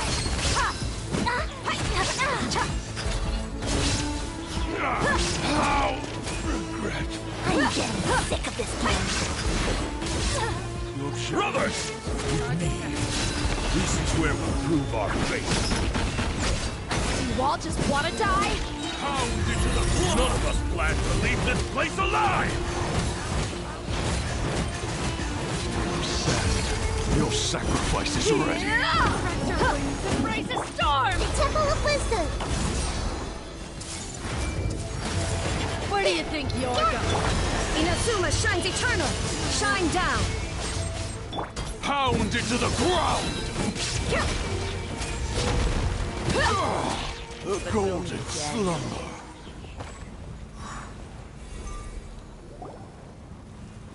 The commander has finally fallen. But they're still coming at us.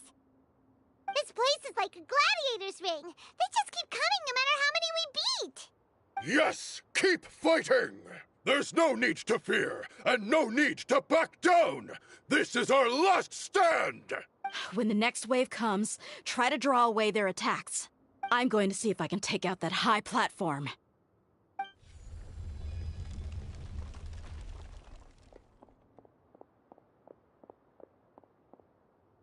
Get out of my way! Come and face me, Michel! Ugh, so they've broken through the front as well. Apologies, Lord Michal. They fight like absolute madmen. No matter how much we throw at them, they just keep coming for more.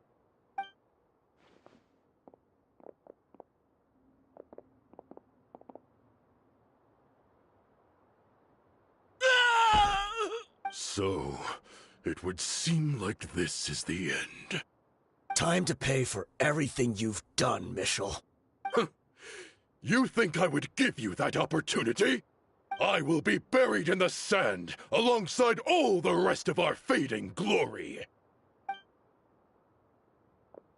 Hey, wait!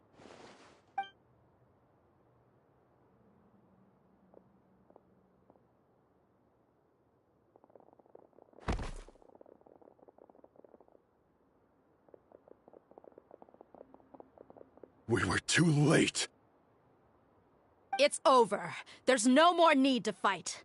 But if you're still going to cling on to your so-called mercenary's pride, then I'll give you all a good beating as well.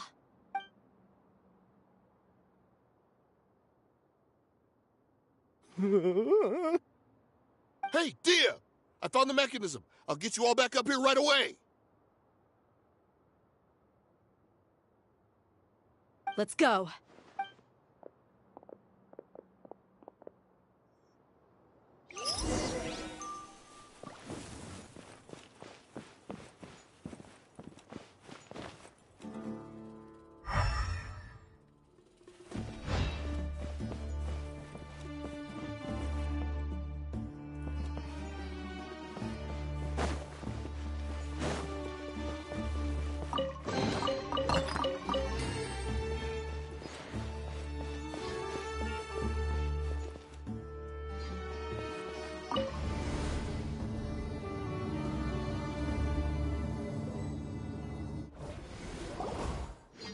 Who are you filthy rats? And why are you always pestering us? You call yourself a member of the infamous Deshret's relics, and you still can't even tell who's made it all the way to your headquarters? Who knows what intent a bunch of rats may have? We try to catch a couple, and you all just show up on the other side instead.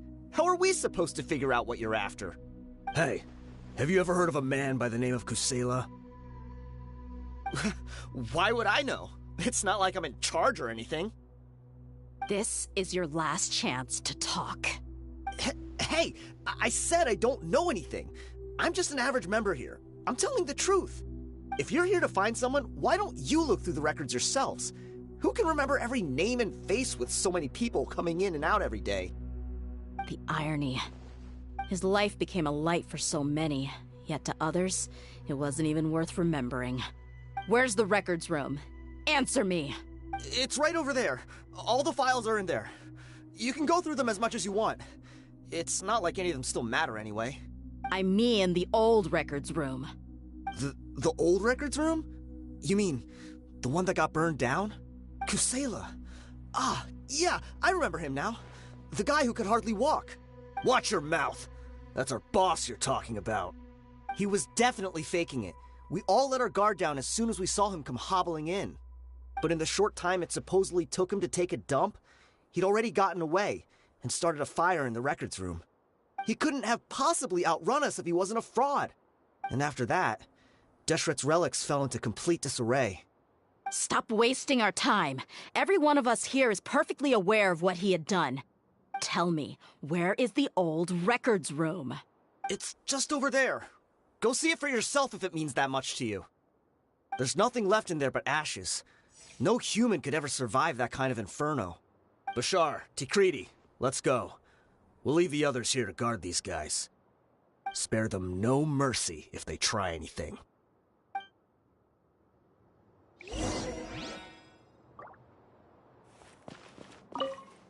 I've already told you everything I know. Can't you just leave me alone? Hey! Crazy. Every last one of them.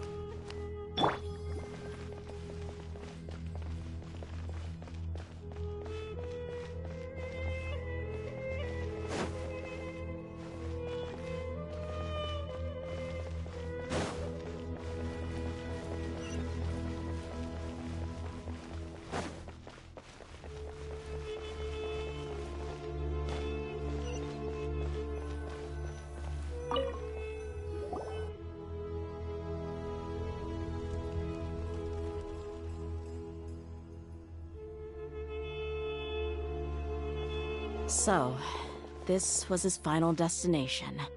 How did he do it? Getting past all the guards with a limp and sneaking in here to start a fire? If he was nimble enough to do that, then he must have been able to get out of here after starting the fire, right? Tia... I'm sorry. I know it's just wishful thinking. Let's look around. Maybe we can find something that's been left behind.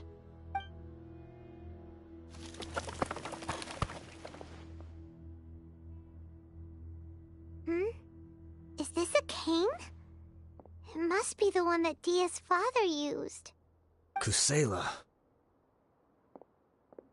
Thanks for everything, boss.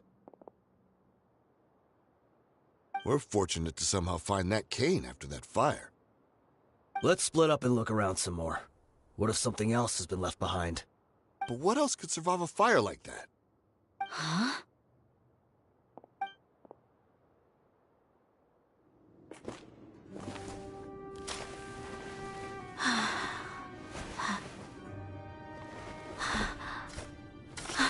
Hmm?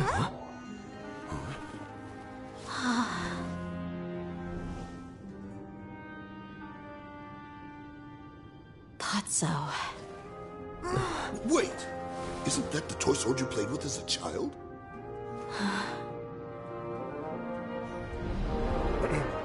The dragon is no more, for Princess Dia has slain it. Its head now hangs above the city gates. Her bravery has brought eternal peace and prosperity to us all. Dia, come on. This is the most important line. You can do it. But Dia, you defeated the dragon. Everyone's waiting for your speech. Still too shy, huh? All right, I'll do it. I hereby proclaim our victory. Evil shall plague us no more.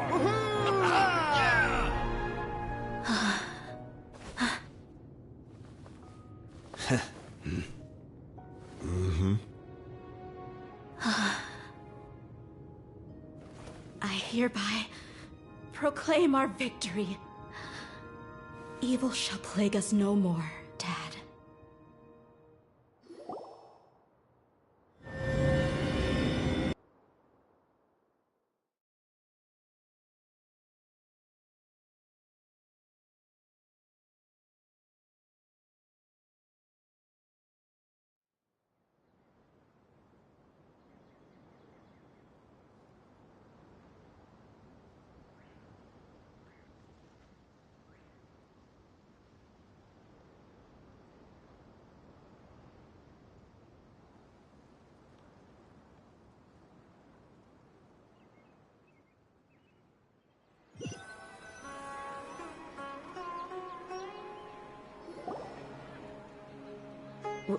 What's this?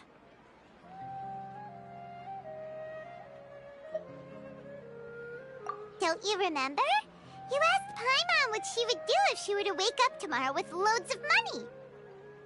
And Paimon said that she would get boatloads of tasty snacks. You looked super confused at the time, but said it was an adorable thing to say. These opportunities don't come by often. So today, Paimon's gonna treat you to a special crash course on Paimon's life philosophy. Hey, this way you get something from the both of us for the price of one. Anyway, the point is that you should eat to your heart's content. You'll feel better for sure once you've gotten something in your tummy. Dunyarzad will also be here shortly. She's already heard that we're back. Aw, thanks you two. Honestly, this is very unlike me. I just had a lot on my mind on our way back, so I didn't know what to say. My chest was filled with all kinds of intense emotions. They just shook me even more than all the feelings we've shared during our previous adventures. But when everything came to an end, those emotions also vanished without a trace, and I was left feeling more empty than ever before. It was as if I'd lost the thing that was most important to me. Yeah, you're right. To many mercenaries, Mora is the most important thing in the world. But perhaps to us, it's the most worthless thing of all. Idrisi and the others all used to say that they would quit if there was no Mora to be had. But when it came to avenging my father, there was no Mora to be made anywhere. My reality shattered when I found out that the father who always told me hero stories was in fact a bad guy. But look at me now. Am I any different? Despite all my promises about never forgiving him and never trying to understand him, I still went to such lengths to find out the truth, and nearly even shed tears for his sake. We're hypocrites. All of us. Yeah, you're right. It's just a pity that we often only recognize our true feelings after it's already too late. You're back! Are all of you all right? Yeah. Many people from the Corps of 30 came over, and I just wrapped up everything with my dad. All I can do now is wait for their verdict. Huh? Dia, you're looking quite down again. Paimon will explain. A lot happened while we were gone.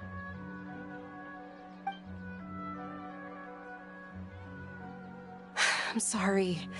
I really should have controlled my emotions better. I just... It's all right, my lady. You were hurt by all of this as well.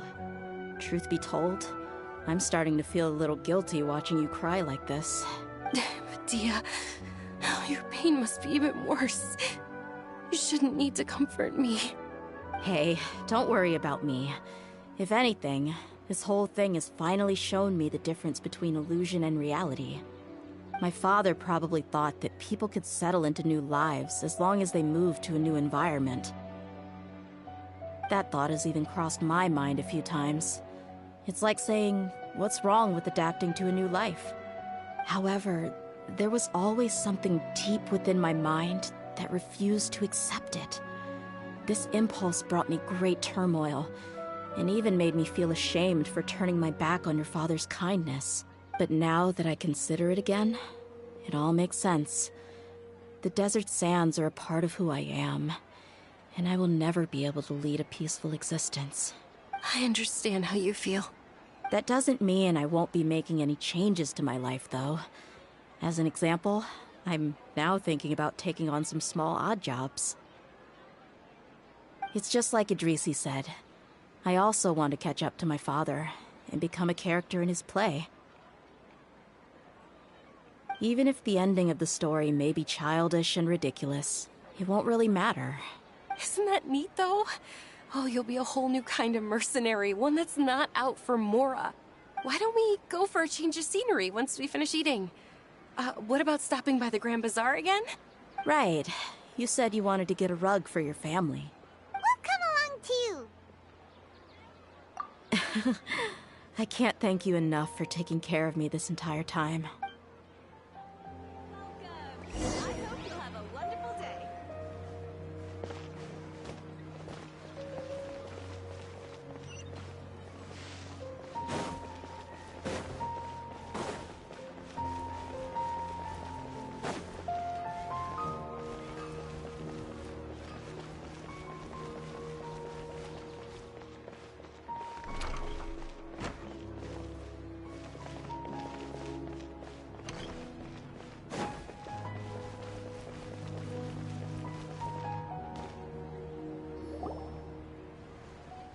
Oh, this rug here is quite something. The craftsmanship is exquisite, and the fabric is also of high quality. Ah, here you are. Finally, I found you. Hey! Aren't you that mercenary who bit his tongue? You can still talk? Wait, are you here to take revenge on us? What are you talking about? Do I look like I could take you all in a fight? I just came here to give you something. I'll be on my way to give myself up to the Corps after this. Once I woke up, I hurried to the Khan al-Ahmar's camp, hoping to alert them to your presence. But when I got there, I found no one except the members who were still too injured to move. Ah, so you probably got there after us. Yeah, they told me that they had exacted their revenge, and everyone had turned themselves in to the authorities. Even that last camp was not going to last for much longer. I had joined the cause to repay an old favor from Kusela. Now that everyone's already turned themselves in, I might as well do the same. One of the injured members gave this box to me, and told me that it contained some of the old man's last possessions. Everything left in the camp will get confiscated, so I figured I should get this to you before the Corps could get their hands on it. Thank you. No worries. We are all just living our own truths. There's no need to comment or judge anyone for it. So this box contains everything that Dia's father left behind. Huh. It feels lighter than expected. Well, back in the day, the first thing he did with any Mora was spend it on things like drinks and meat. But let's see what's inside. What's this? It's just a bunch of junk. It kinda stinks. For Perhaps it's just been left unopened for too long. A handwritten copy of a storybook. The paper's already yellowed, and it looks like it's about to fall apart. It was against the Academia's rules to possess books for personal use. If he was going to break that rule, he could have at least copied something useful. That probably means this was really important to him. And here are a few bags of children's snacks. The packaging's completely deteriorated. Maybe that's where the smell was coming from. Did he get those for you?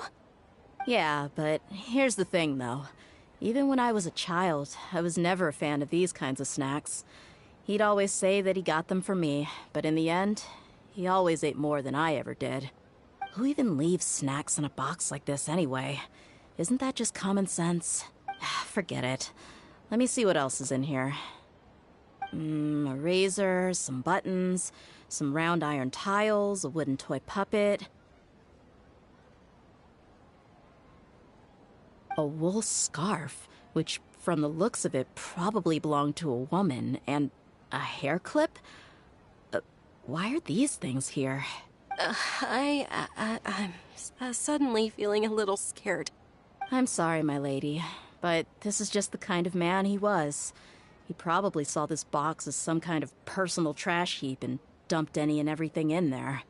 2 empty liquor bottles. Tell me, you guys, are these the kinds of things that a normal person would leave behind? Huh? There's something in the bottle! Oh, you're right. All right, I got it out. It seems to be a piece of paper with some writing on it. The bottom part's all damaged from moisture, though. Let's hope the writing didn't smudge. I was suddenly seized with an urge to write a letter after finishing this bottle. I just folded it up and left it in the bottle, though. If I end up forgetting about it, it won't really matter. To Dia. It's a letter for me? It's all right. I'll just read it out. If he went to the trouble of writing a letter, there must have been some important things that he wanted to say. Or at least record down. My condition's becoming worse and worse. Can't even walk without a cane anymore, much less go out and have fun. Guess I don't have many days left. If you're reading this letter, then I suppose I'm already long gone. You were adorable as a baby. Everyone loved you. And regardless of whether you were crying or laughing, everyone enjoyed having you in the group. But once you grew a bit older, you were no longer nearly as happy or cute. It's probably the guy's fault. Can you believe this guy? He can point the finger at himself. Anyway, back to the point. To summarize, I'm writing this so you would know not to feel sad for me, even if you end up finding out the truth. The reason being that I was never your father to begin with. Wait, what? Surely, he must be joking, right? I don't know. I was quite formidable when I was young, and 100 times cooler than some so-called flame main. Really felt like the whole world was under my feet. With just a teeny tiny bit of effort, I felt I could rule over the entire desert. But as fate would have it, I went out into the desert for a drink one day and discovered a baby in the sands. It was you. You were just lying there, small and helpless. You were so tiny that if the wind blew for just a little while longer, you would have been buried forever. But your cries were so loud they made my head hurt. Now that I think of it, you really were a bundle of energy. Sounds like he's serious. I told Idrisi and the others that I had slipped up with a woman while out and about. None of them even doubted me. I'm sorry that I had to lie to them for so long, but I really had no other choice. I was their most esteemed leader, after all. It's not like I could just tell them that I suddenly wanted to play at being a father. At this rate, I'll puke up all the liquor I just drank from this bottle. Anyway, Dia, You possess the kind of freedom and kindness that we could only dream of. As far as how you should live your life, that'll be up to you to decide. That's the end of the letter. In the end, he was still thinking of me as a little child. I suppose, or I would have suffocated under the sand a long time ago. He was a good father to you. The fact that he wasn't a blood relative doesn't change that. Yeah. It's just a pity that we had to learn the truth of everything like this. Do you already have some ideas about the decision that he wanted you to make? I do. If he first found me alone in the sands, then I want to try my hand at finding the person who abandoned me. I just have one wish. To tell them a story. That there once existed a childish and foolish jerk with a heart of gold. And that only under his care was I able to grow and mature into the person I am today. If you end up finding any leads, can you share them with us? We go on adventures all the time. Maybe we'll be able to find some information for you. Sure, I appreciate it. I wasn't expecting you to be so enthusiastic.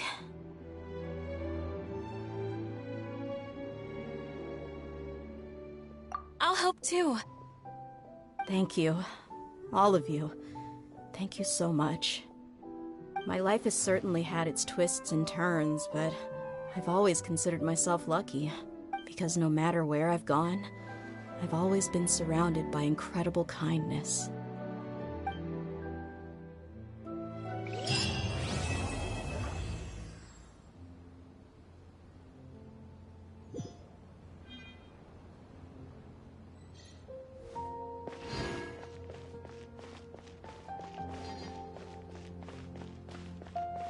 In my opinion, Shoots is the best stall in the whole world.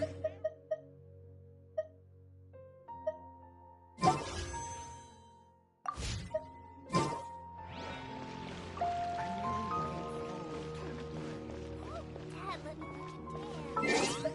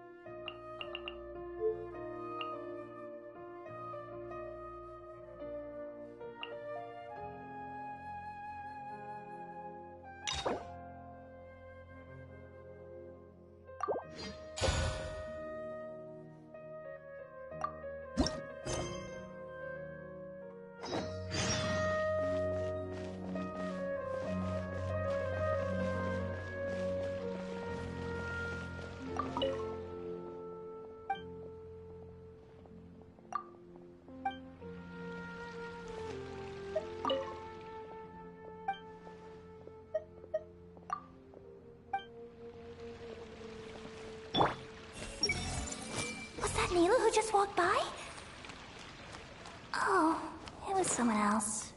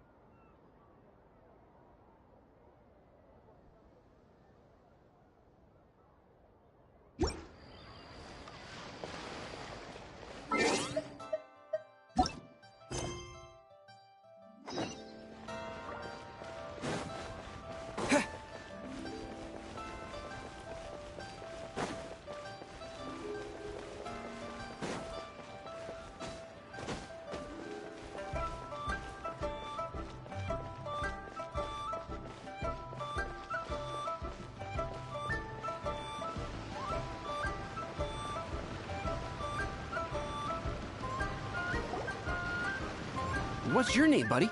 Are you here to buy some medicine? Where are your mom and dad? Are you lost? No, I'm not. My name's Ayu, and I'm here because... Hey there, Chi-Chi. Hi, Gui. What's going on?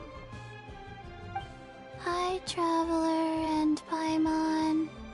You've actually come at the perfect time. This little boy seems to have gotten himself lost.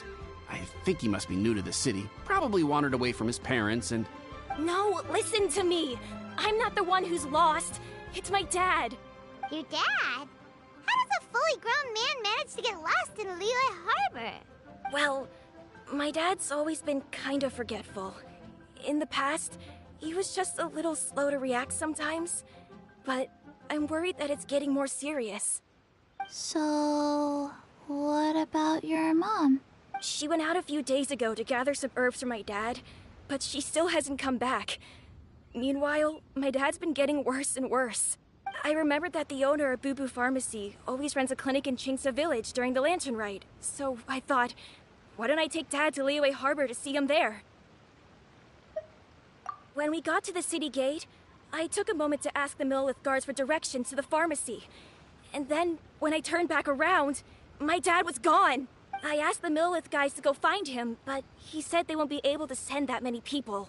So then I figured, maybe I can ask some other people in the city to help. You came to the right place. We're pros at finding people. Isn't that right, Traveler? Changshan can help. She has a good sense of smell, like a dog. Hey, who's talking about me behind my back? Changshan, Chi-Chi meant that as a compliment. There's no need to be upset. Hello, child. You mentioned that you were looking for the owner of Boo Boo Pharmacy. How might we be of service? You have a talking snake? Oh, are you Uncle Baiju? Uncle Baiju? Changshan, now's not the time. My dear boy, could you tell me more about your father's condition? As much as you can recall. Yes, Dr. Baiju. I see. And your family lives near Chingsa Village, you say? I visit patients there frequently, but I don't recall ever seeing you or your parents. Uh-huh. My mom doesn't like meeting other people, especially during Lantern Rite. She always tells me to just stay at home and keep my dad company. Is that so? Ayu, by any chance, is your mother's name Jiangli? Whoa, yeah, it is! Do you know my mom, Dr. Baiju? I certainly do. Gui, Chi-Chi, are there any pressing matters in the pharmacy at the moment? Ayu's parents are old acquaintances of mine, so I would very much like to assist with the search. Would the two of you have time to join me?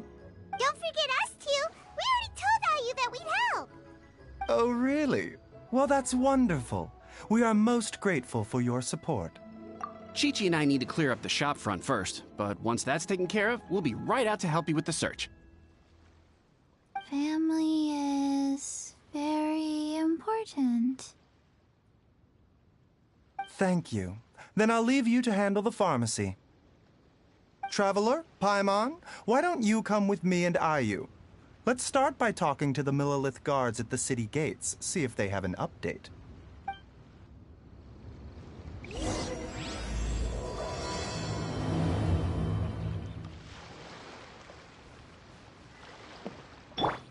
I see everything!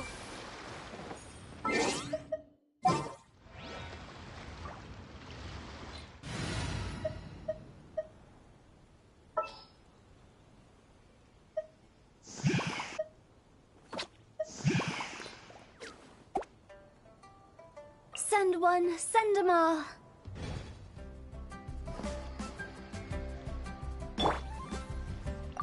Can you believe that little boy brought his father all this way to see the doctor? Oh, what a remarkable child. I didn't even know how to buy medicine by myself when I was his age. His family. We have to find them.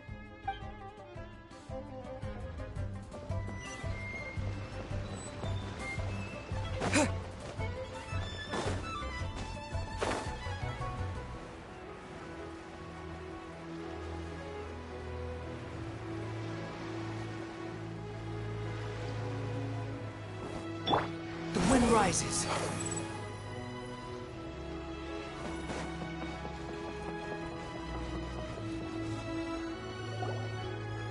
They searched to the north, but couldn't find anyone who matched the description. Well, that complicates things. The city folks say there's no sign of him either. We need to start looking further afield. But where are we gonna get the people? Excuse me, sirs. Have you found out anything about my dad yet?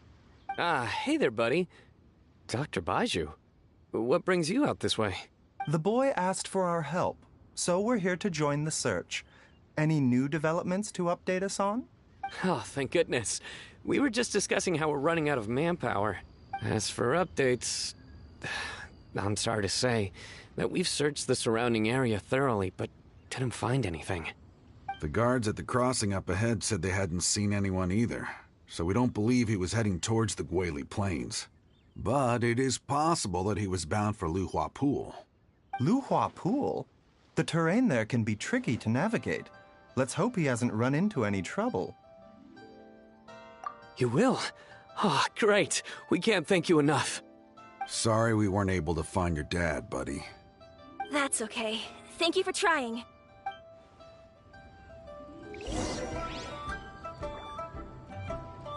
I'm afraid we have to stay at our posts, so we won't be able to join you in the search.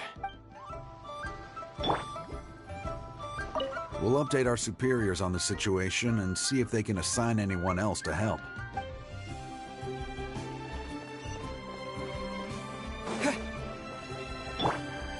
Behold! Search for it. Huh.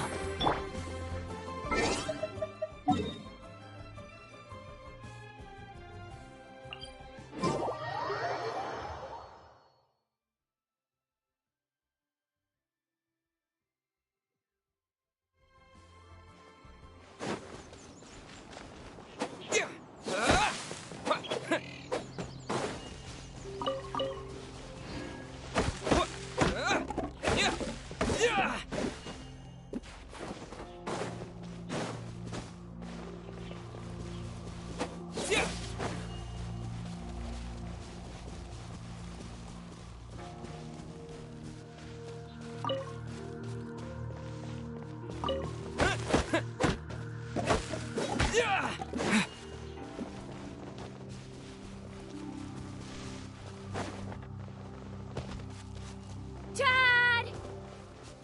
Dad, can you hear me?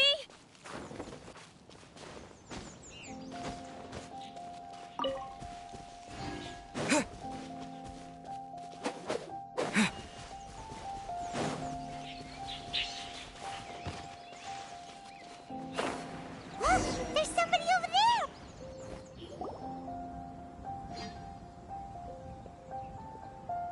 Oh no, it's... Hey, you!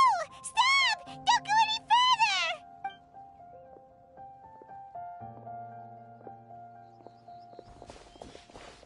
Watch where you're going!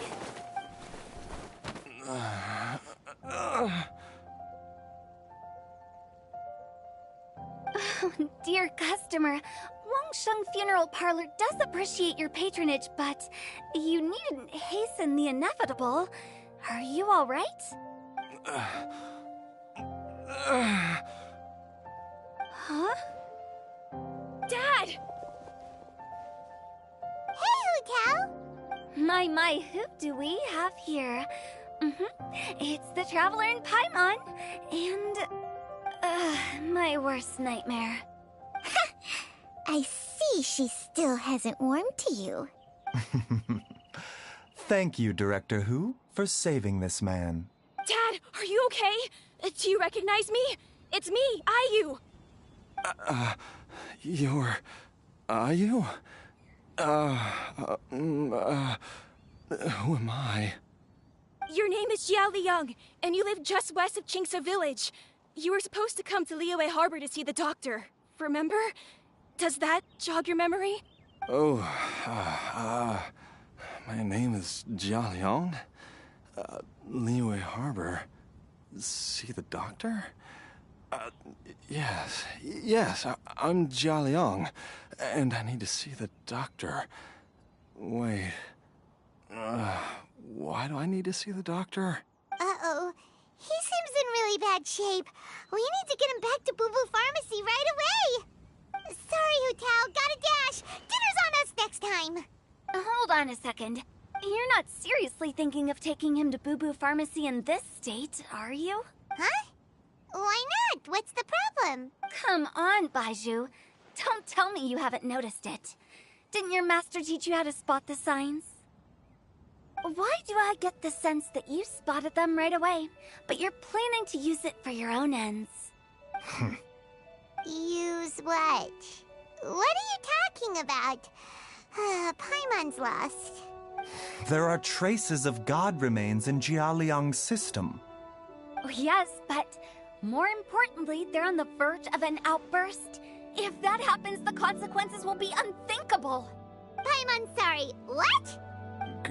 God remains? There's no need to worry, Director Hu. I have methods of keeping them at bay. It is the sworn duty of all who practice medicine to cure illnesses and save lives. What reason would I have to neglect a patient in need who is right there in front of me? Besides, it was my late master's dying wish to be able to save this patient in particular. Perhaps out of respect for him, you could give me a day's grace so that I have time to treat him? Now you're bringing my great-uncle into this? Baizhu, just what are you planning this time? Merely to cure this man, nothing more. But of course, if you have any doubt as to my intentions, you are more than welcome to accompany me to Boo Boo Pharmacy and monitor my activities. Oh, really? I thought I was persona non grata at Boo Boo Pharmacy. You're being unusually generous today. Okay, deal. We're not gonna solve anything by keeping Jialiang here. I'm happy to do it your way, but only for my great-uncle's sake and the travelers, of course. You must be pleased you brought the traveler along. Otherwise, this would have been a much more vexing ordeal. Well, time is of the essence. Let's get ourselves back to Boo Boo Pharmacy at once.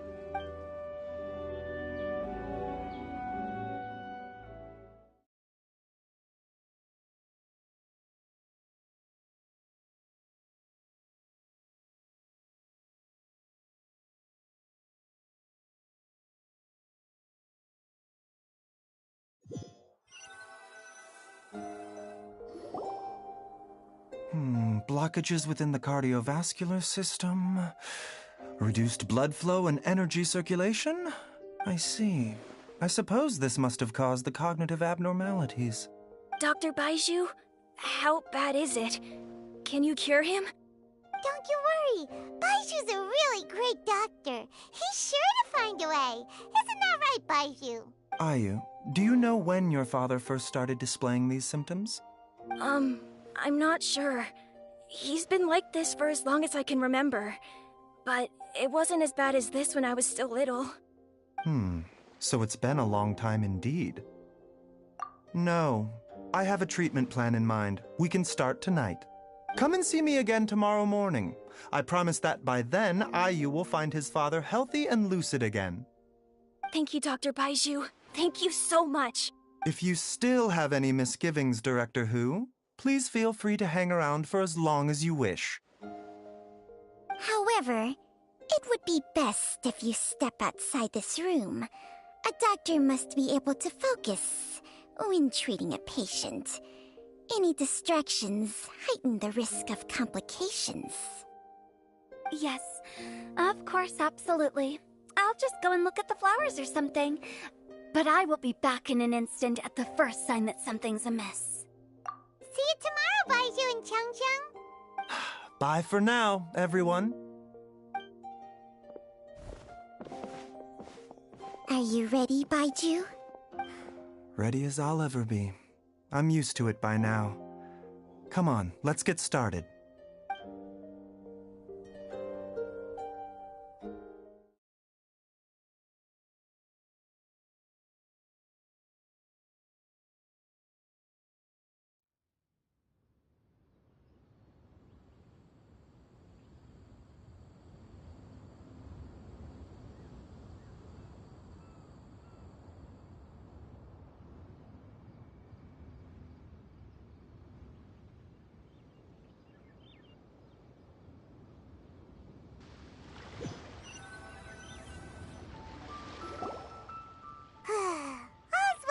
ends well, huh? You know, Paimon's kind of curious after hearing Baizhu mention those people from his past. What do you think they were like? Yeah, you must be curious too, right? Let's go see what we can find out while Baizhu's busy treating Ayu's dad.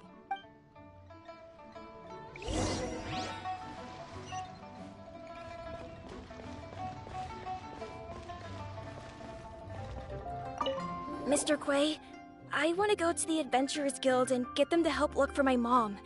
Should I take anything with me?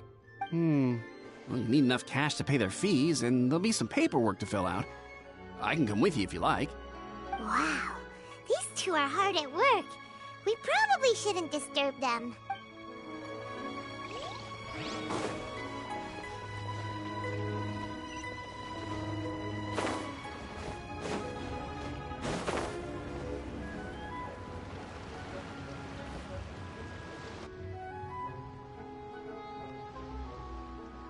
While I'm idling time on admiring the scenery, the spectacled, snake-bedecked doc's doing surgery. Hello, you busy bees, and what do you have to discuss with the funeral director today?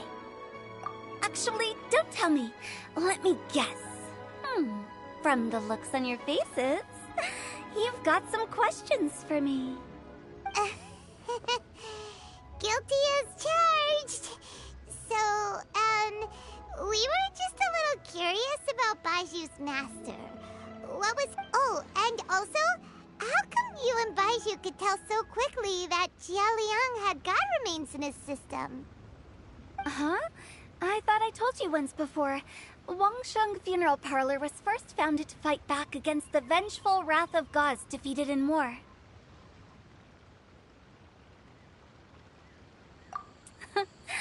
Well, it is a dusty old tale by this point. Long story short, in the ancient world, dead gods were acting up, so our ancestors started purifying the air and burning the bodies of the deceased to guard the border between life and death. These days, we don't deal with the wrath of the gods anymore, but all the relevant know-how is still passed down to each generation, so we can identify gods' remains when we see them. Okay, Paimon gets it now. Wait, so how did Baizhu learn to spot them? Almost certainly from his master, who was also my great-uncle.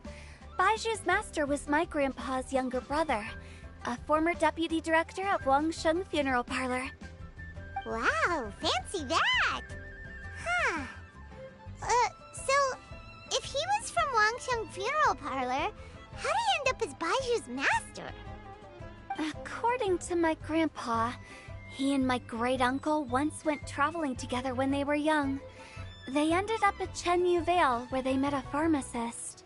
That pharmacist must have cast some sort of spell on my great-uncle, because after that encounter, he suddenly announced he wanted to leave the family business and go practice medicine instead. My grandpa had a huge argument with him, but he couldn't convince him to stay. So my grandpa inherited the funeral parlor, while my great-uncle stayed in Chenyu Vale to practice medicine. They never spoke to each other again. Funeral director to doctor is a pretty big career change. Kinda hard to imagine. But why did it drive a wedge between them for the rest of their lives? That seems a bit extreme. If he had just become a regular doctor, there would have been no issue. After all, the Wangsheng Funeral Parlor wasn't unlike a regular doctor's clinic in the early days. But according to my grandpa, the pharmacist they met had a very ominous aura about him. And on top of that, the kind of medicine practiced in the Chenyu Vale tradition goes against the natural order of things. In what way? Don't know. My grandpa didn't know the specifics, and you've seen how wary Baizhu is around me. He'd never tell me anything. But even that says to me that he definitely has something to hide. One thing I do know about Baizhu is that he's obsessed with the idea of immortality, but whether that has anything to do with what he's hiding is hard to say. Anyway, so I will be sticking around here for now to keep a close eye on the situation. Maybe tomorrow I'll finally figure out what he's up to.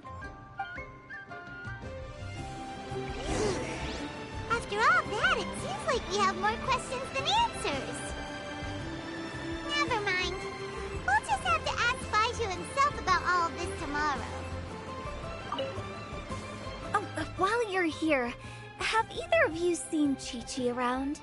It's not every day I get to infiltrate Baiju's lair, but alas, I didn't catch a single glimpse of her anywhere. Aha!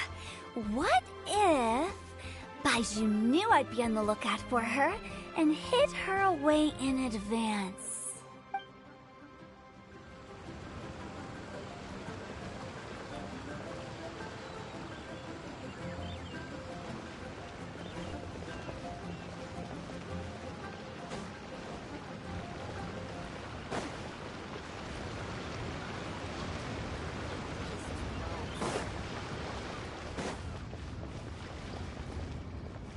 Zhongli? Master? Dr. Baiju has never mentioned them before. But more importantly, is who gone yet? I need to find a better hiding place.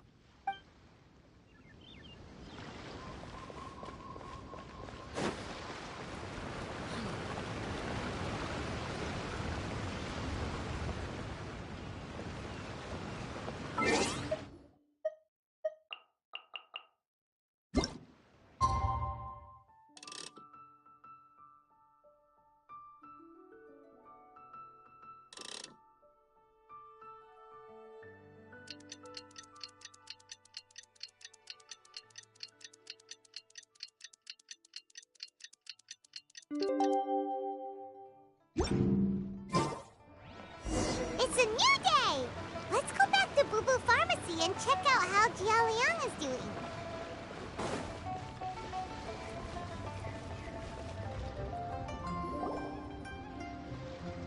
Dad!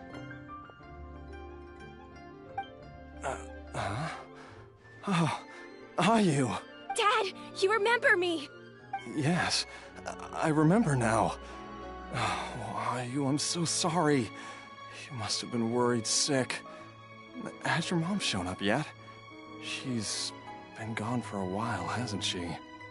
Don't worry, Dad. I got the Adventurers Guild to help us look for her. And Dr. Baiju's gonna help too.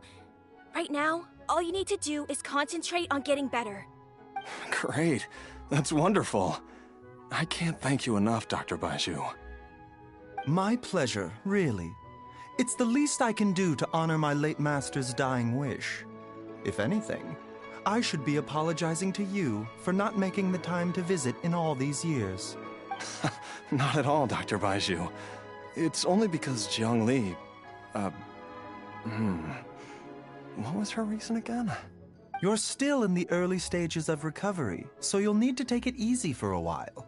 Take it slowly and try not to overexert yourself. I suggest you stay at Boo Boo Pharmacy and rest for at least the next few days. Director Hu, do you have any further reservations about Jia Liang's condition? It seems like the evil presence is gone after all.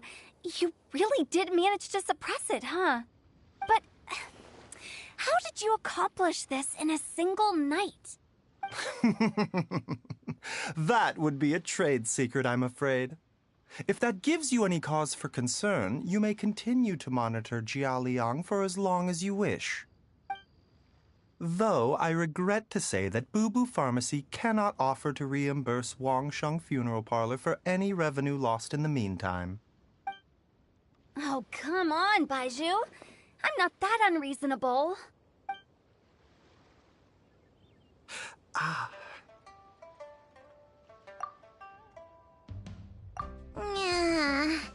I've been stuck indoors for too long.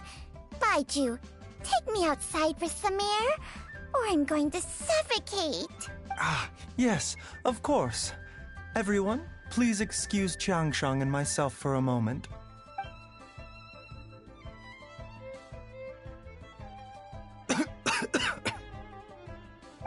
suffering now, are we? Did you seriously expect to cover it up just by putting on a brave face and ignoring it? If it weren't for my quick thinking, they'd have all seen the sorry state you're in by now.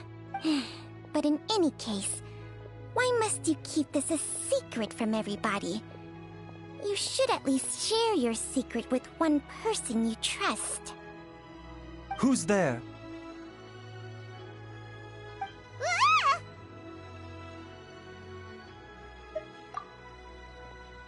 Why did you follow us here? Oh, it's nothing. I just needed to get some air. What did I just say about putting on a brave face? Traveler, Paimon, the truth is, Baiju did not cure Jialiang's illness. Instead, he transferred some of his own life force to his patient to temporarily subdue the poison in his system. Baiju, can you please explain all of this? My predecessors in medicine forged a contract with Changsheng. Every successor to this contract is able to use Changsheng's secret art to treat patients. I believe the irregularities with Jialiang's heart meridian were likely caused by a poison concocted using god remains as a key ingredient. The poison has not been purged from Jialiang's system. Rather, I infused him with some of my own life force, using Changsheng as the delivery medium. This will suppress the poison's effects for a limited time. Changsheng? You can do that? Huh. Paimon always thought you were just Baiju's strange choice of a necklace. Hey, I'll have you know that I commanded the respect of even the Adepti back in Chenyu Vale. If anything, he is my mannequin. I was treating patients with Baiju's master's master long before he ever set eyes on his first medical text. Whoa. Guess you shouldn't judge a snake by its skin. Please, that's enough. Wait a sec. Huto was saying that the branch of medicine you studied uses some pretty dubious methods. So, when you transfer your life force, does that mean you're actually damaging your own body? Hardly. Changsheng helps to keep my chi in balance, so there is no great harm done. Still, Baiju's life force is not unlimited. We must find a way to neutralize the poison in Jialiang's body. And soon. Traveler, Paimon, would you lend this dummy a hand? He needs someone checking up on him, or he'll exhaust himself trying to accomplish everything on his own. Baiju, don't you think you should seize this opportunity? You cannot expect to hide this from everyone for your entire life. Time will see that all secrets surface eventually. Entire life. Thank you, Traveler and Paimon. Huh. Paimon doesn't think we've seen this side of you. But there's no need to thank us. You've helped us out before. The poison in Jialiang's system must have accumulated over a prolonged period. I think I should pay a visit to their family home and look for clues as to how he might have been exposed to it. Yes, I asked Ayu this morning before you arrived. He told me that his family lives in a secluded spot to the west of Qingsa village. Let's head there together once I've asked Gui and Chi-Chi to look after the pharmacy. As well as investigating Jialiang's exposure to the poison, we should also keep an eye out for Ayu's missing mother, my fellow disciple, Jiang Li.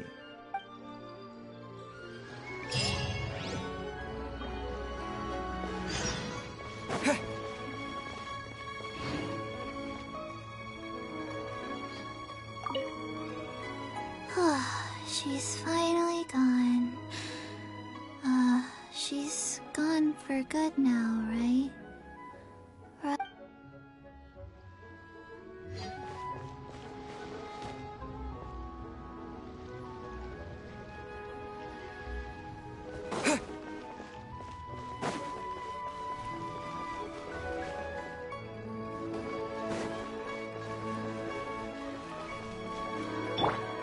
rises.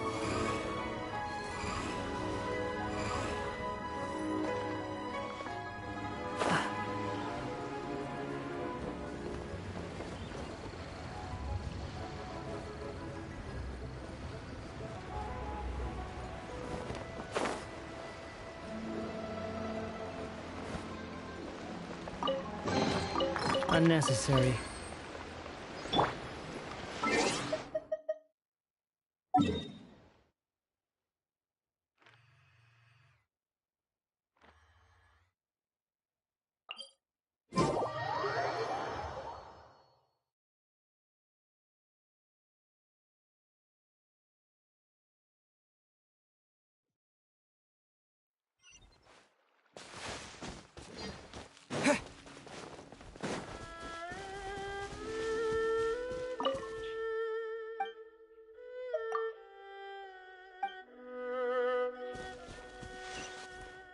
Squall and Fury.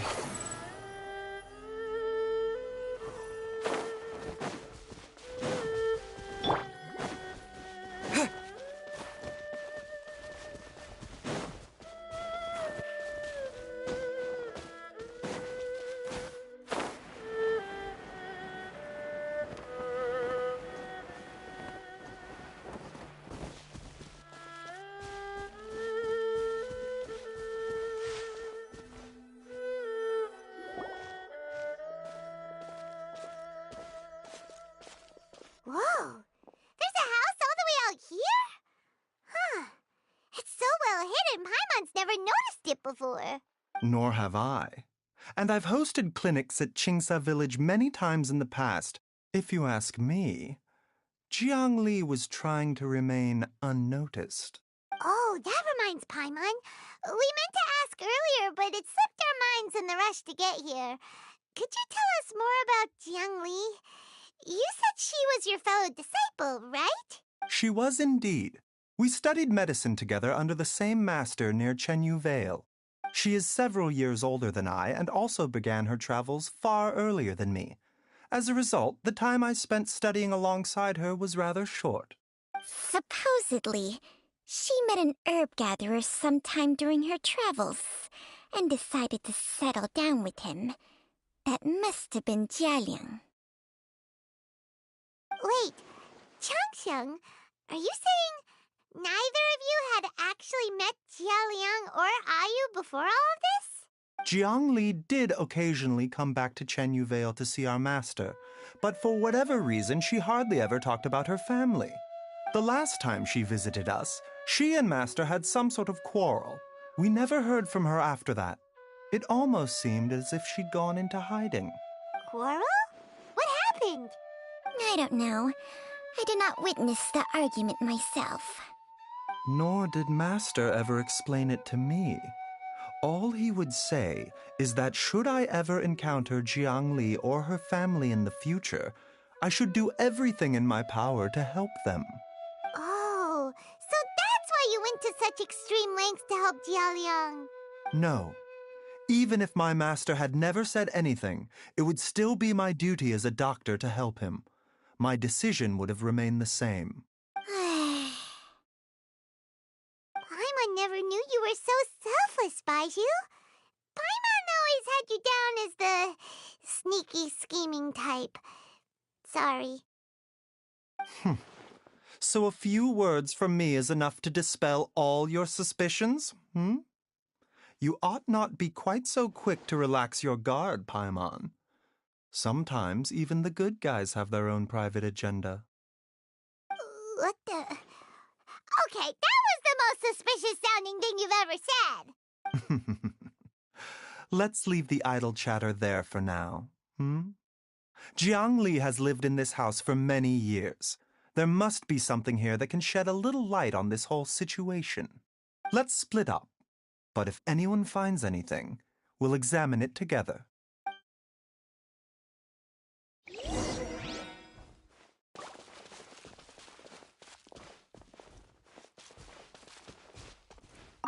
How time flies. Jiang Li's had a son, and he's all grown up. I wonder if Jiang Li's changed at all, after all these years.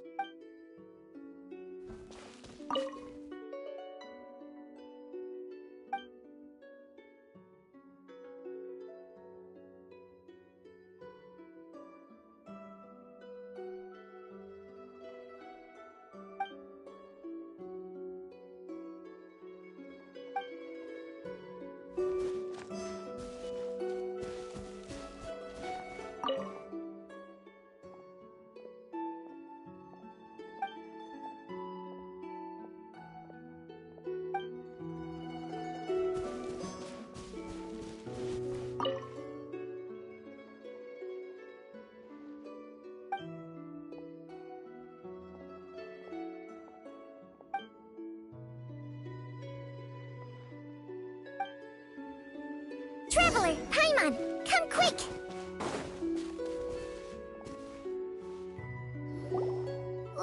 What is this? Changsheng and I found a hidden compartment. This is what was hidden inside. Huh. You sense it too? You're right. This is a poison concocted using god remains. Is it breathing? Paimon's not seeing things, is she? No, your eyes do not deceive you. I do believe the poison in this bottle is alive.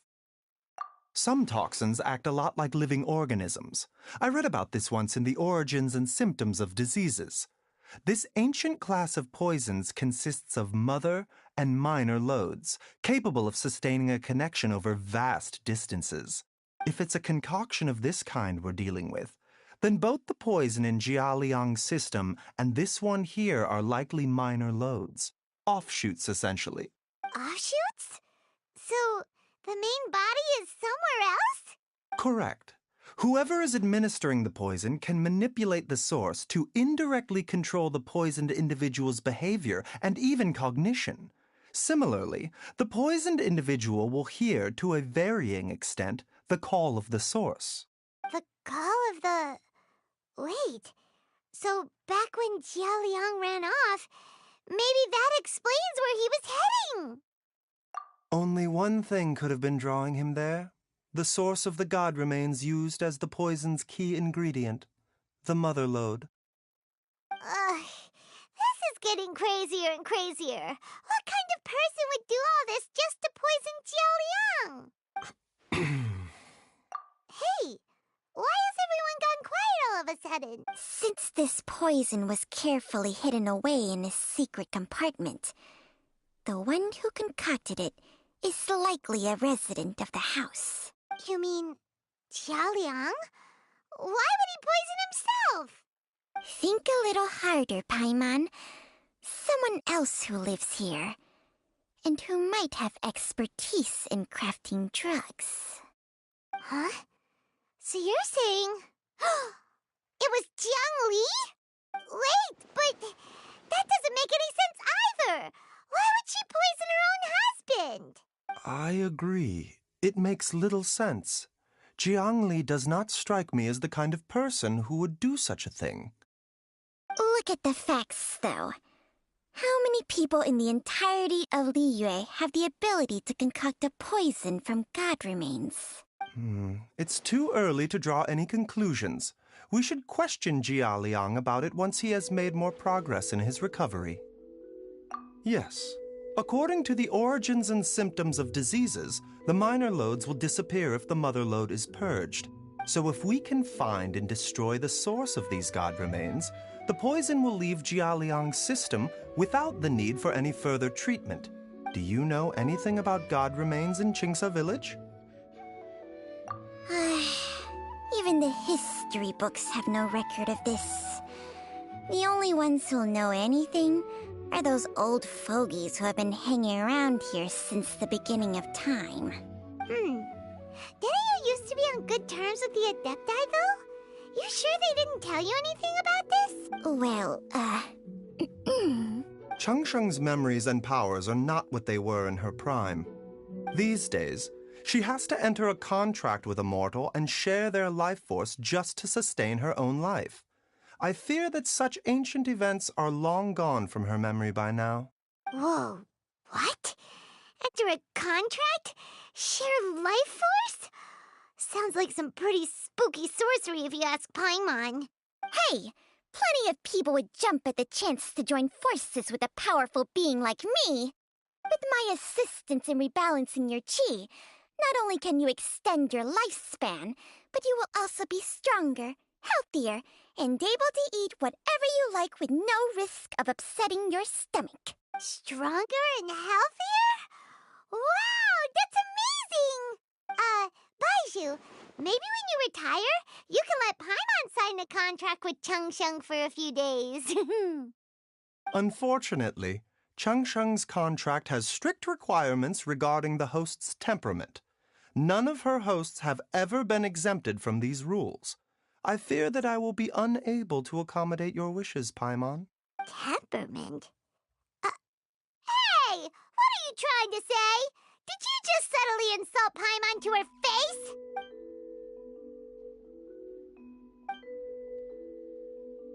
Ugh! Paimon's mad! You're getting ugly nicknames, both of you! Baiju, you're Mannequin Man! Chung Chung, you're just a pain in the neck!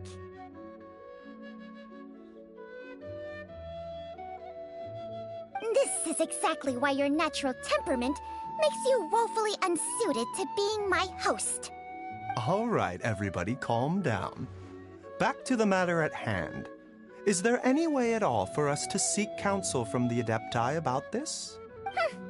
With how antisocial they are, if it were up to them, they'd go their whole lives without showing their faces to the common folk. What?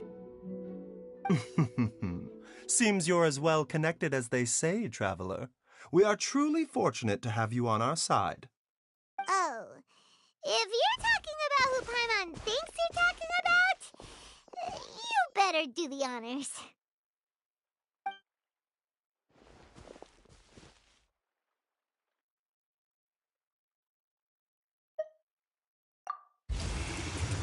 You called?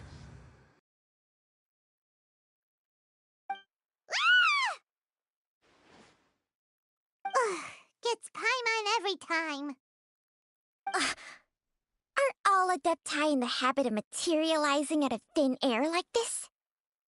Well, this is unexpected. Huh? It's you. Baiju of Boo Boo Pharmacy. I do believe I've had the pleasure before.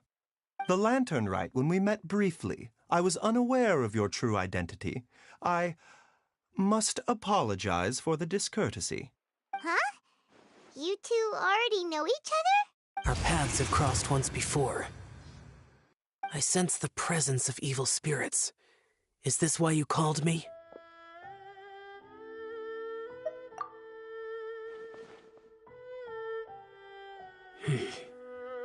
So someone has been concocting demonic poison. Too often, fervent desires drive mortals to abandon all regard for their own safety. It is lamentable. I now know what you seek. It is true that a god's remains are buried beneath the foundations of Genshsplore village.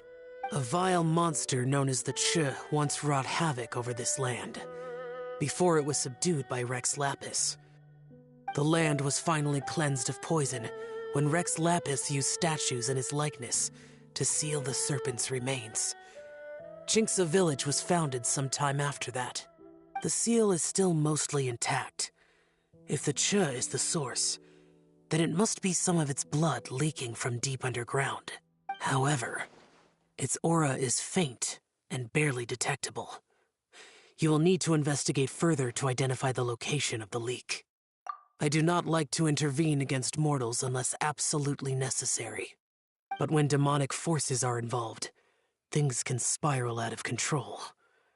If that happens, be sure to call my name again.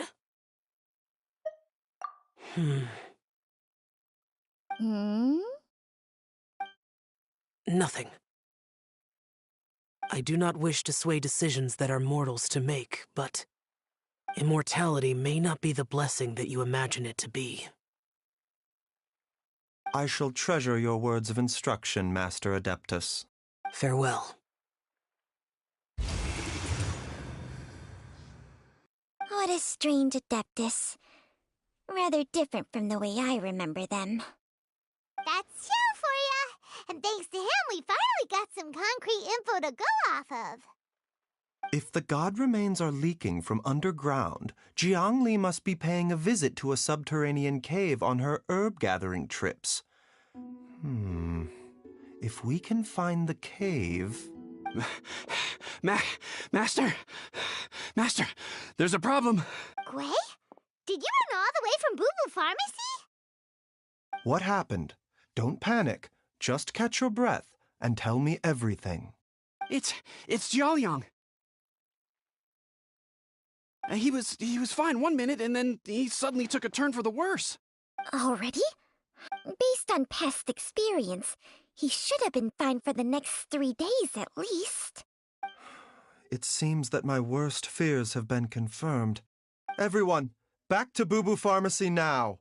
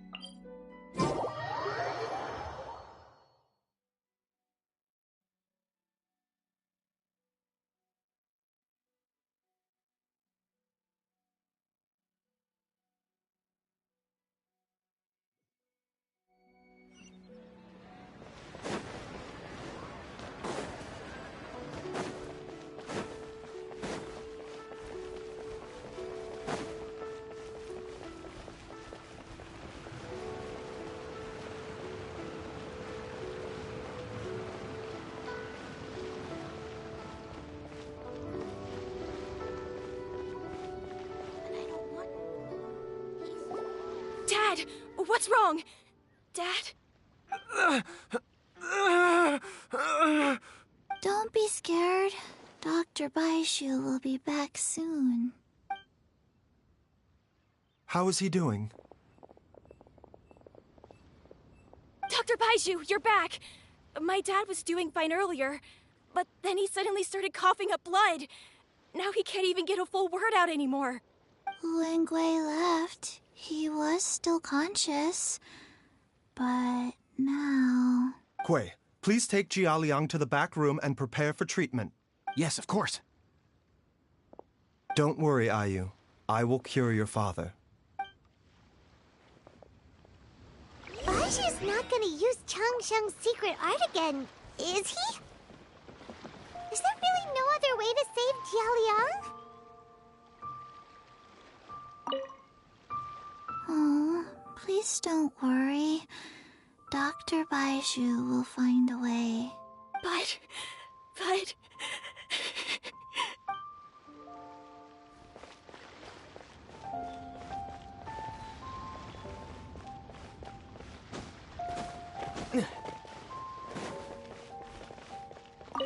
Dr. Baiju is still treating the patient. Please do not disturb him for now.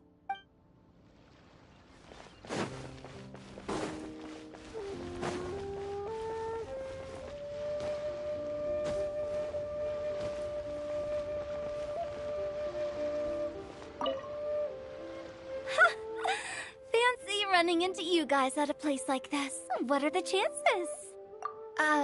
Nothing. I was just battling against some writer's block, so I took a stroll to see if I could get my muse back. Yep, it's working. Stealthy as a snake. She can hear them coming, plants a little bait, and they all come running. You'd better not snitch on me, okay?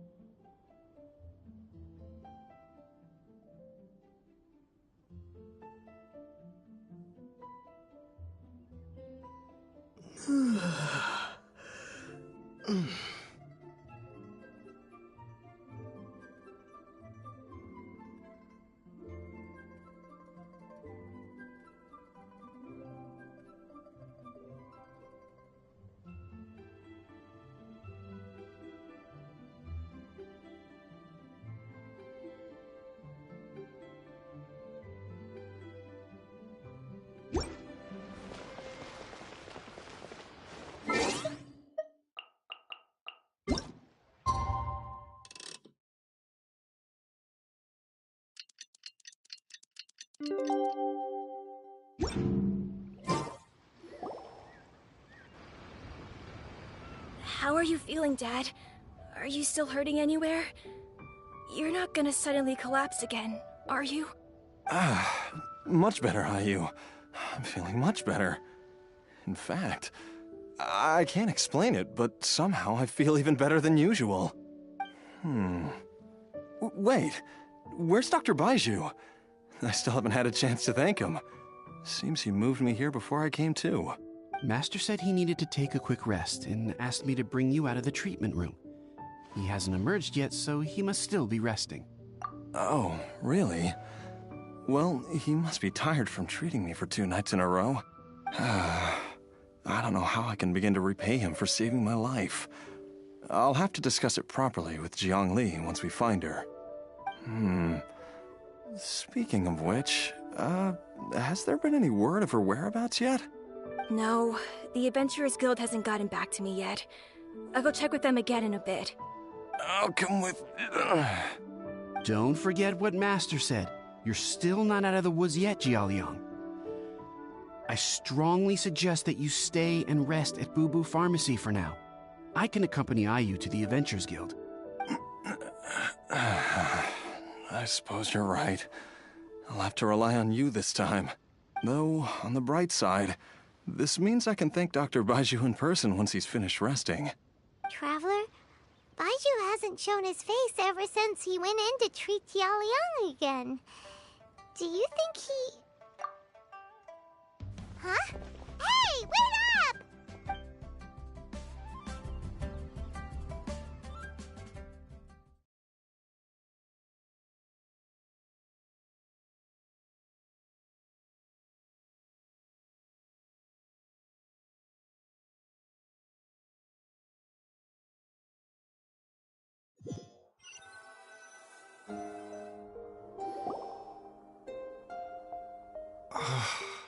Huh?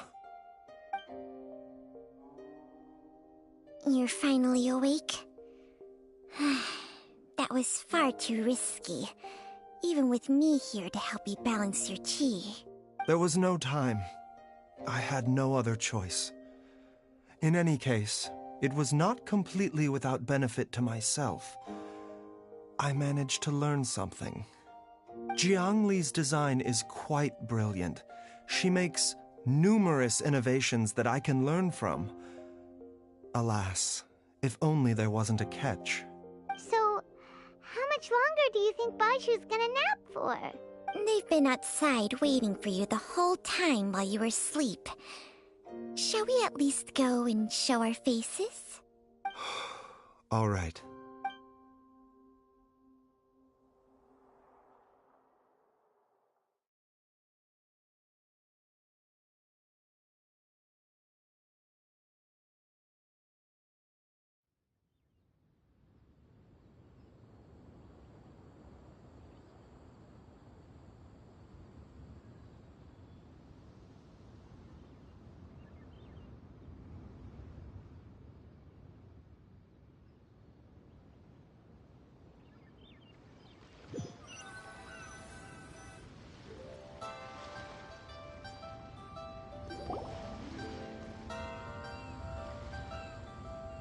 Surely he hasn't.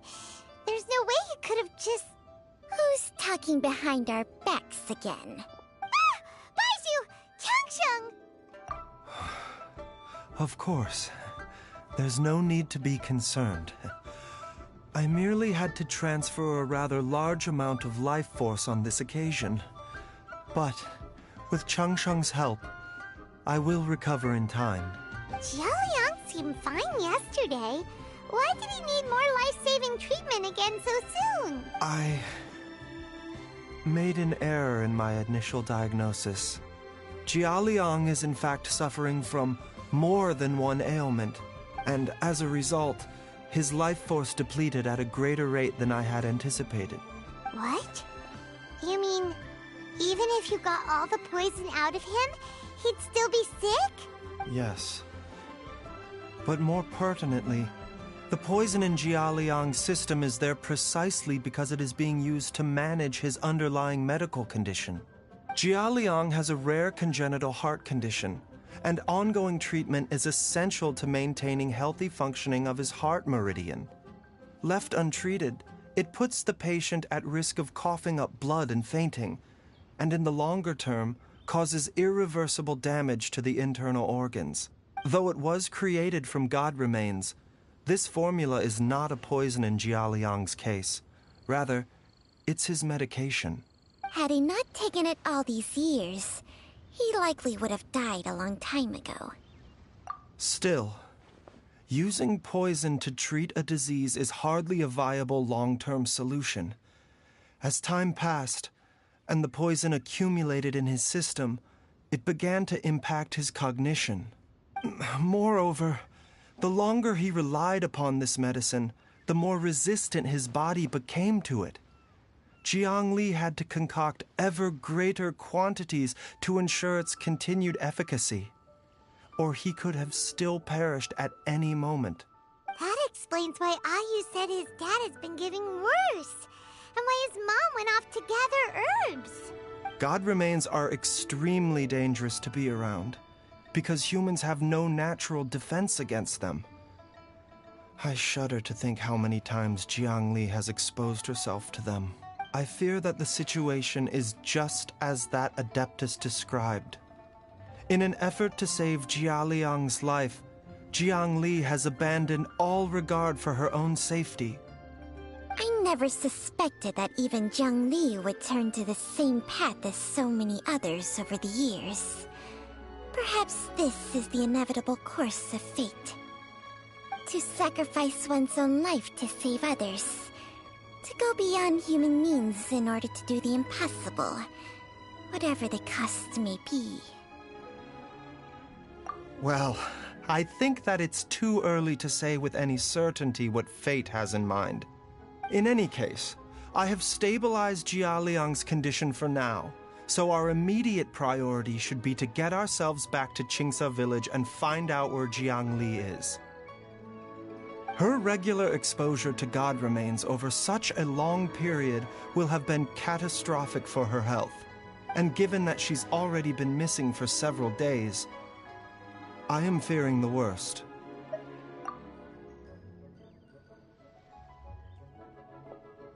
It's me, Traveler, Dr. Baiju.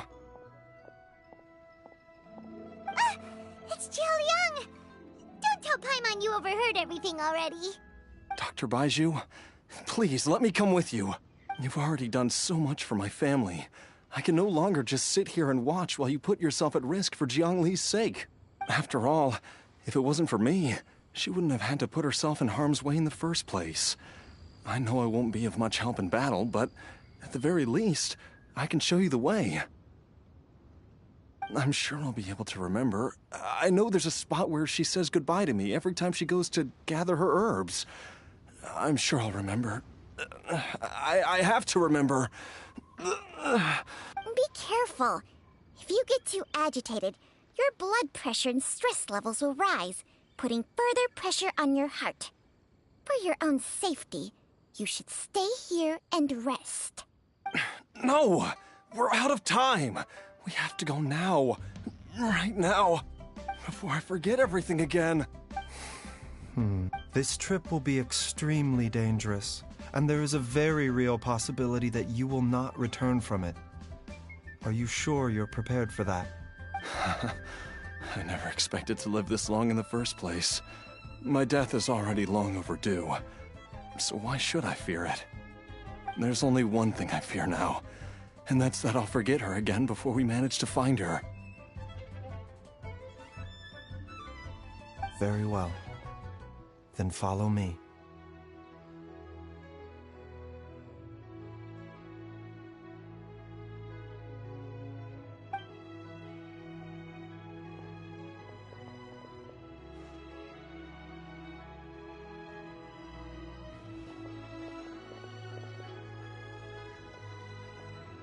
Dr. Baiju, are you heading out again? Yes. This could be a long one. Could you please prepare a dose of the usual formula? Please add an extra measure of mistgrass pollen, and 1 dose each of the ingredients from the 3rd and 5th compartments of my medicine cabinet. I hope it works. Dr. Baiju, do you mean... Hop to it now. And remember to be careful with the cauldron this time.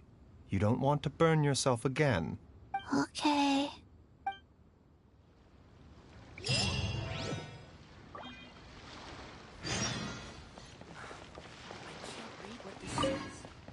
Everyone, please be careful.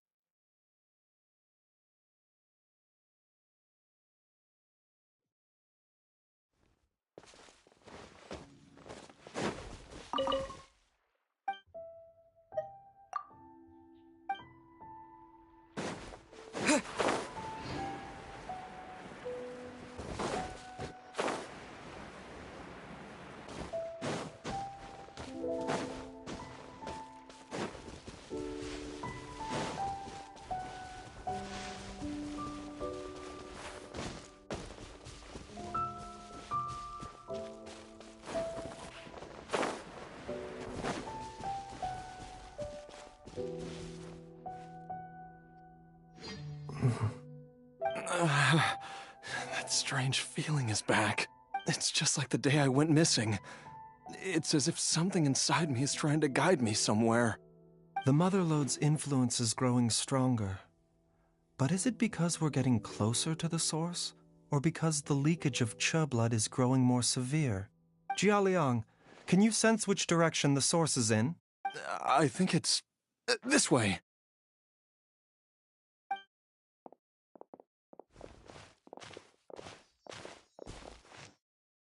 Yes, I'm sure of it.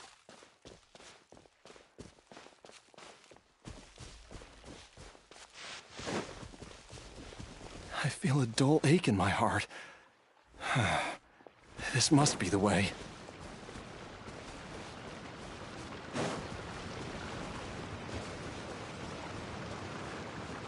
This place feels familiar.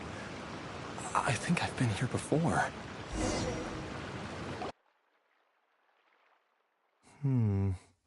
There is an inauspicious presence here.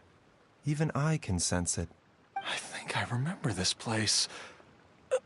Jialiang, are you okay? Maybe you should rest here while we continue the search. No, I have to keep going. Jiangli is still waiting for me. Then let's hurry.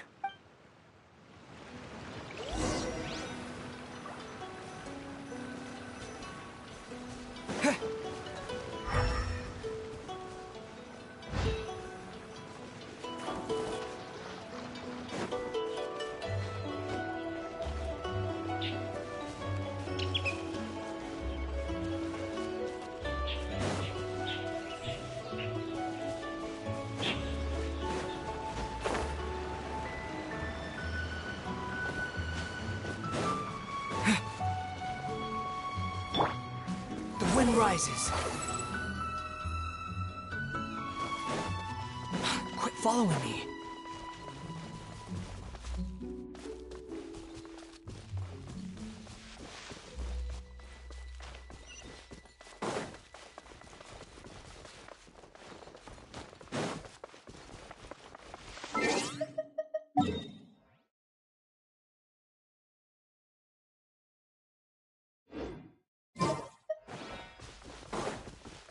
Behold!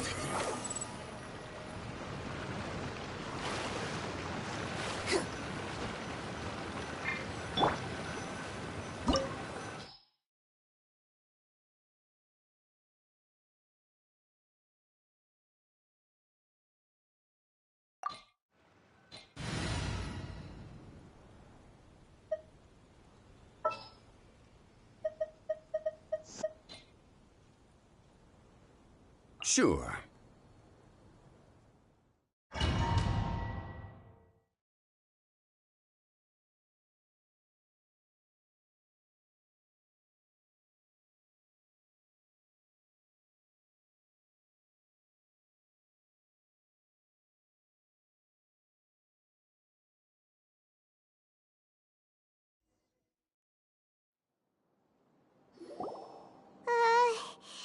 This place gives Paimon the creeps. Who knows what we're gonna find up ahead? The digging marks here appear amateur and rather old. I suspect it is a thieves' tunnel. A thieves' tunnel? Paimon has heard rumors about treasure around these parts before. Maybe it was the treasure hoarders that dug this tunnel. Judging by the tools they left behind, it's certainly a possibility. But why did they abandon this place without even stopping to pack up their tools? I remember now. She took me here once and told me that she'd found a way to save me in this cave. But she said that the method would cause me to, curses! Why can't I remember what she said? Easy, Jialiang. Come on, let's keep going.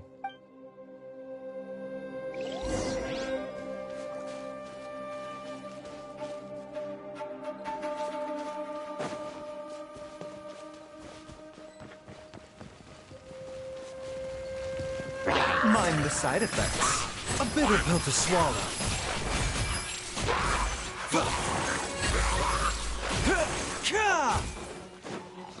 Mind the side effects.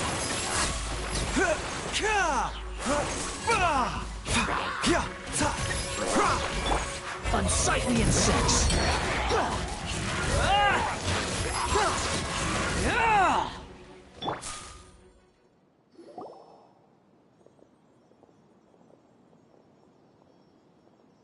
Whoa, there's a sensor here.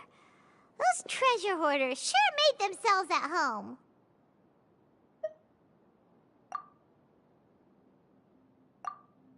I believe this sensor was used to burn a monster-repelling incense. A monster-repelling incense? You sure? 'Cause we did run into that group of monsters just now. The incense was burned several days ago. If I had to guess, the monsters we fought just now were enticed here by some entity deeper inside the cave. No doubt an encounter with the very same entity was what prompted the treasure hoarders to flee and abandon their designs on this cave. After them, Jiangli was the next person to discover this place and what lies inside. But to her, it presented an opportunity to save Jia Liang's life, albeit as a last resort. That's right. This sensor, it belongs to Jiangli. Yes, this was the place. This is where I told Jiangli to give me the poison. Jiaoliang! I'm fine. Let's keep going. I can feel it. She is right below us, waiting for me.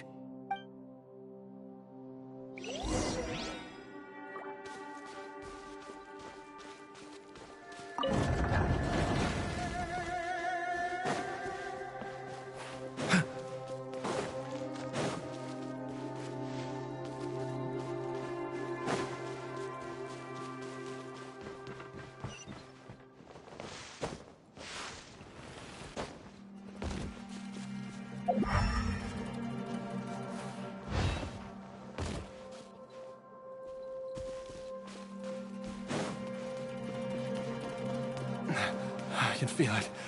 We're getting close. We're almost there. It's right up ahead. The place where we made a pact together to... Aha!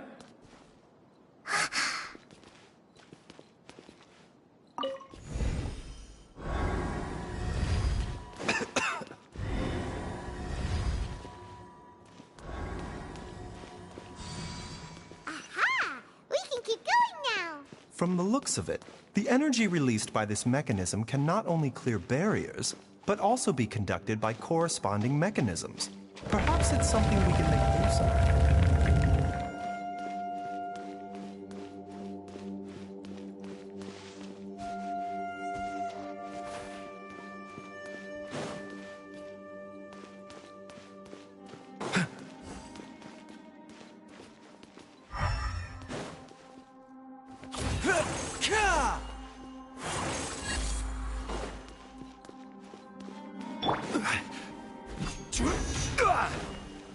Quake!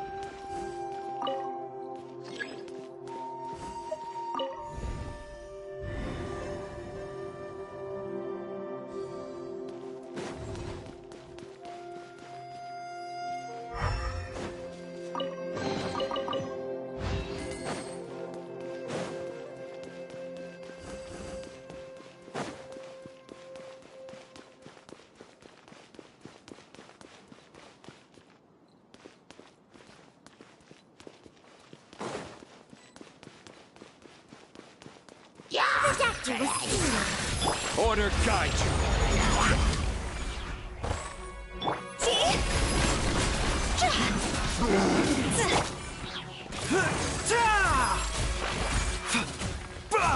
A bitter pill to swallow. Taking a turn for the better. I will have order. Toss over!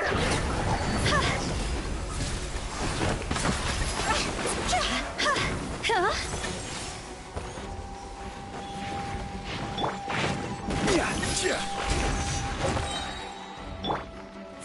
The doctor will see you now.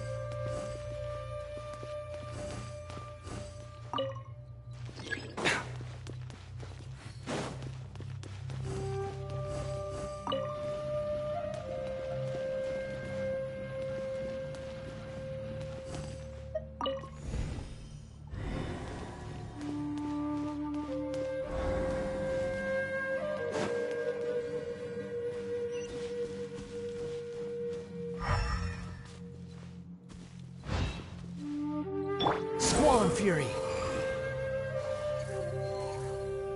Ja!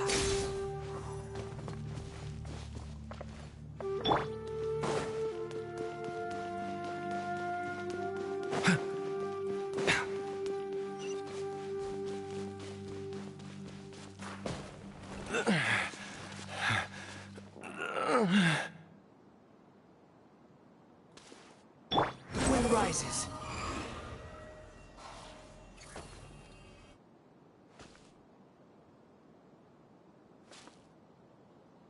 Behold!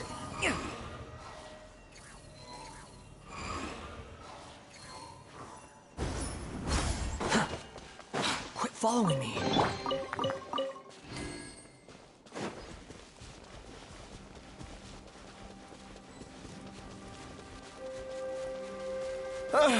Jiangli! Look out! There's a monster next to her! The god remains must have lured them here. Watch my back. Swallow. Mind the side effects. Remember, health comes first.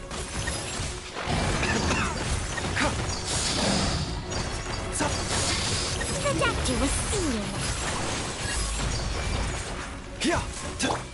Wretched vermin! Crumble! Mind the side effects. The doctor was seeing. Taking a turn for the better. I will have order. Quake! The wind rises. A bitter pill to swallow.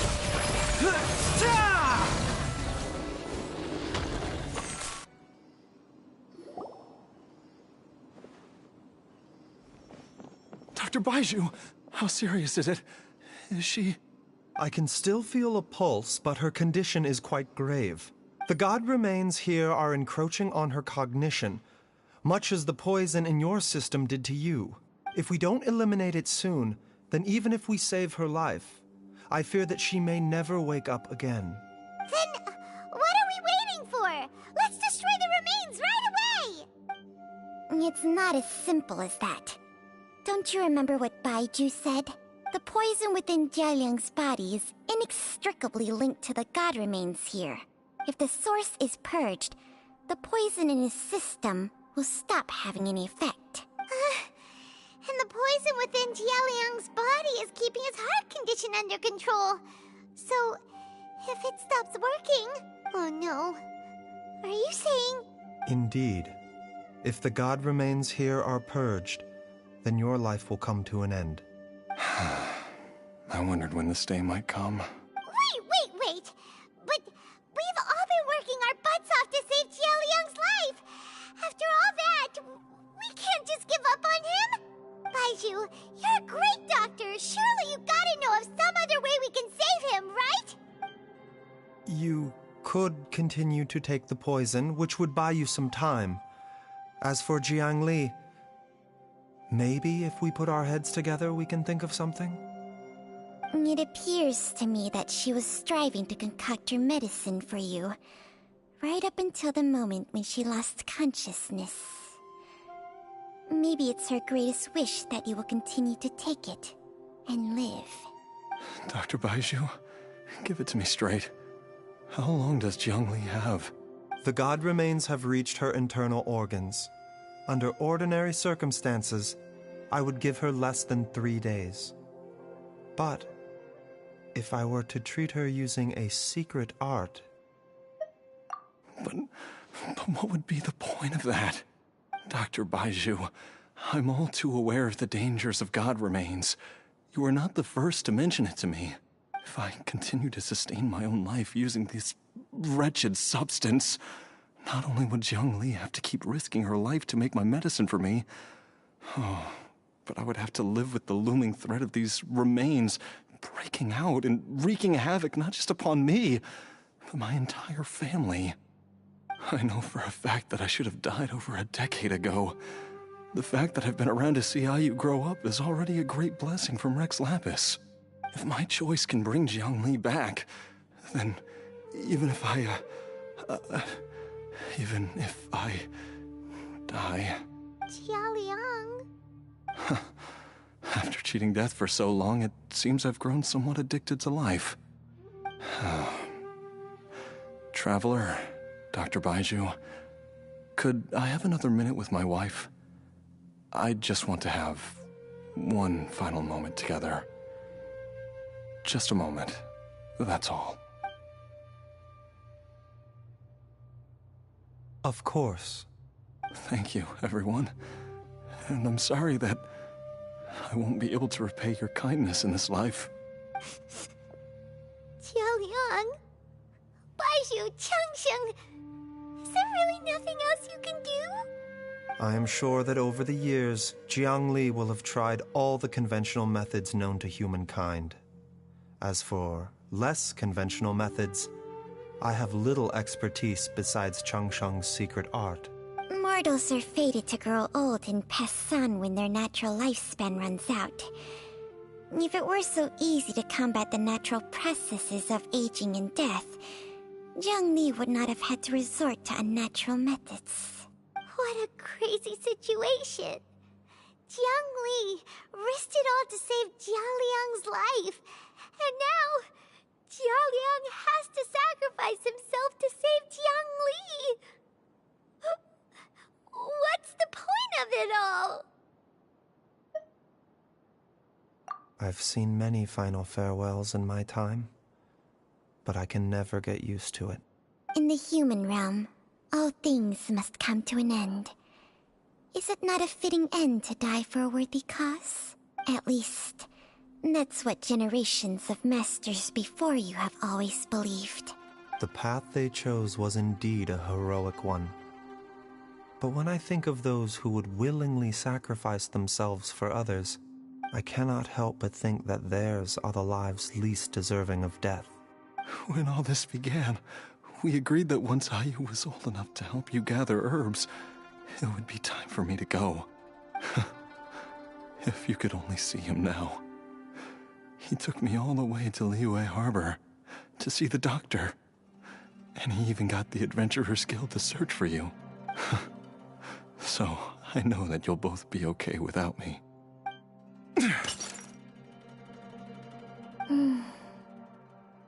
I've said my goodbyes.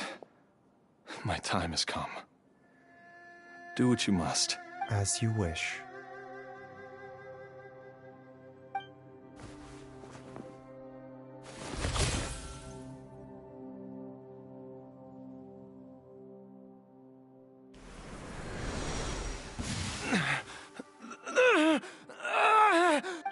It will eat away at both your cognition and your memories. In the end, you'll become little more than a shadow of your true self. I'll take it. At the very least, it will allow me to stay with you and watch Ayu grow up. Mom, something's really wrong with Dad. Don't fret, Ayu. I will gather some medicinal herbs right away. I promise you, nothing will happen to our family. Why would these memories come to mind now? The longer we live, the tighter we cling to what we have.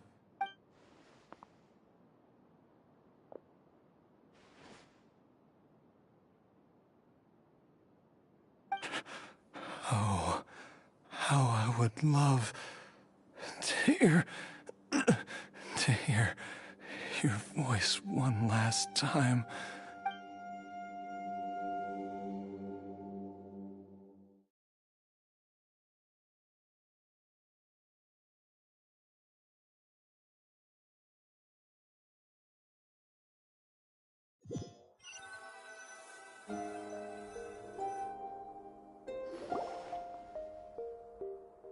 Jialiang! Jialiang! Jialiang! Dad, are you awake? Jiangli, are you? Didn't I Huh? What are these? How does it feel to come back to life? Do you feel strange or different in any way? If so, could you describe it to me in detail? Dr. Baishu, I thought that I was going to... Die? You did indeed. As things stand now, you're more akin to a zombie than a human. I'm a zombie? That's right. Before we set off, I asked Chi-Chi to prepare an elixir of immortality. With its help, you have been suspended in the space between life and death. Of course, this is but a crude imitation of an Adeptus art. I don't expect it to extend your life indefinitely. Whether it will keep you alive for a few days, a few months, or a few years, I'm as interested as you to find out. But, however long you have left, I believe it should be more than sufficient time for you to say your final goodbyes before departing the world in peace. I hope that Director Hu finds this arrangement to be a satisfactory one. An elixir of immortality? How'd you cook that up? Ugh. Leave it to you to work on something like that behind my back. It's a work in progress that hardly lives up to its name, and it would have had no effect were it not for Jialiang's iron will. In the end, I am merely a doctor.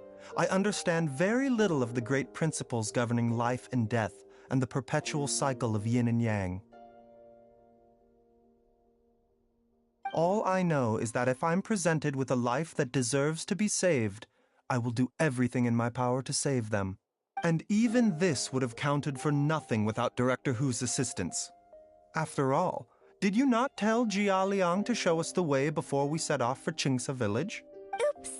And I'm busted. Without Director Hu nudging things in the right direction, we may not have found Jiangli in time.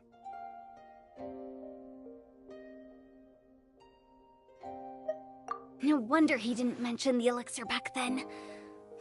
I thought he was being frank and transparent with me for once, but apparently not. Director Hu told me to keep her suggestion a secret, but it seems nothing escapes Dr. Baiju's attention. Never underestimate a serpent's sense of smell. All I wanted was to help Jialiang find his missing wife as soon as possible, so that he could be on his way to the afterlife without any unfulfilled wishes making the journey more difficult than it needs to be. Leave it to Boo Boo Pharmacy to snatch the perfect opportunity right out of my hands at the last hurdle. Never mind. I'll just have to put it down in the books as a deferred consideration. One Chi-Chi was enough of a conundrum. The last thing I need's another one. If I'd known this was coming, I'd have whisked him off to the Wangsheng funeral parlor the moment I found him. You stay away from my dad! When I grow up, I'm gonna become an even better doctor than Mom and Baiju, and cure Dad for good! Oh, is that right? Well, you wouldn't be the first person who's tried to put Wangsheng funeral parlor out of business. If you're serious about it, you'll have your work cut out for you. Traveler, Paimon, I'll catch you all another time. Is she finally gone? All's well that ends well. If you ask Paimon, we should probably do something to celebrate this hard-earned family reunion. At times like this, a grand celebratory feast is in order. It feels like it was a whole lifetime ago when I last talked with Zhongli and Ayu around the dinner table. Yay! Paimon can't wait! Alright, first things first, off to the market for some fresh ingredients. Let's go! Wait up! I'll come too! Baiju, thank you so much for everything you've done for us. Don't mention it, Jiangli. I was just doing my duty. Just your duty, huh? Baiju, Changsheng, would you mind if we took this conversation outside?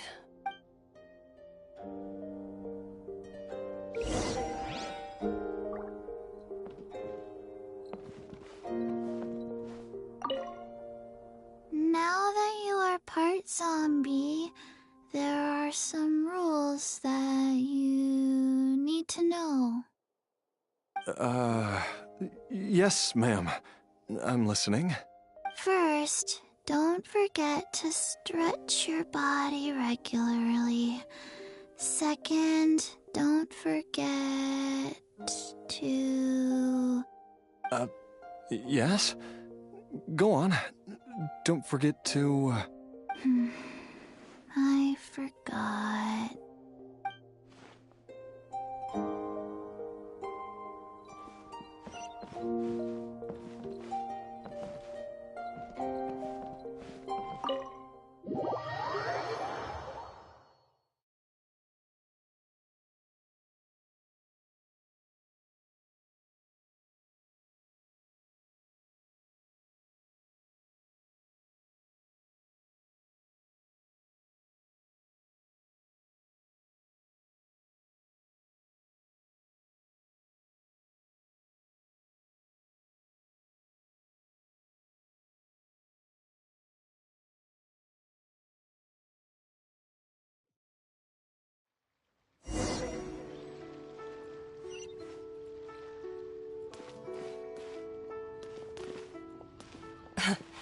Time flies.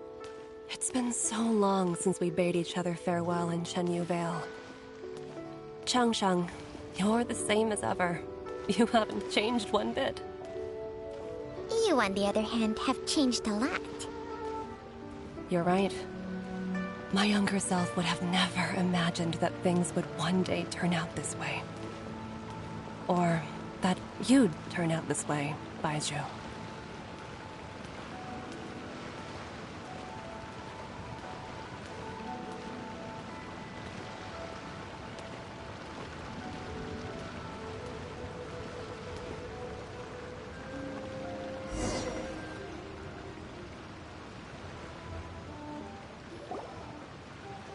I've taken a look at your elixir of immortality. It's not altogether dissimilar from the poison I concocted in terms of the way it functions.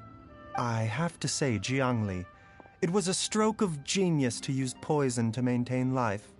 I hope you're not too upset at me for copying your methods. No, not at all. With your intellect, even if you'd never seen my poison, I believe you would have eventually arrived at the same approach. But I'm still impressed by how quickly you managed to gain such a thorough understanding of it. Jialiang's still only been in your care for a few days. Not just that, you even managed to improve upon the original formula. That cannot be explained by intellect alone. Baizhu, be honest with me. Did you try out some of the poison on yourself? Huh. Told you the truth would surface sooner or later. Life force isn't the only thing that Changshang's contract lets you transfer between bodies, is it?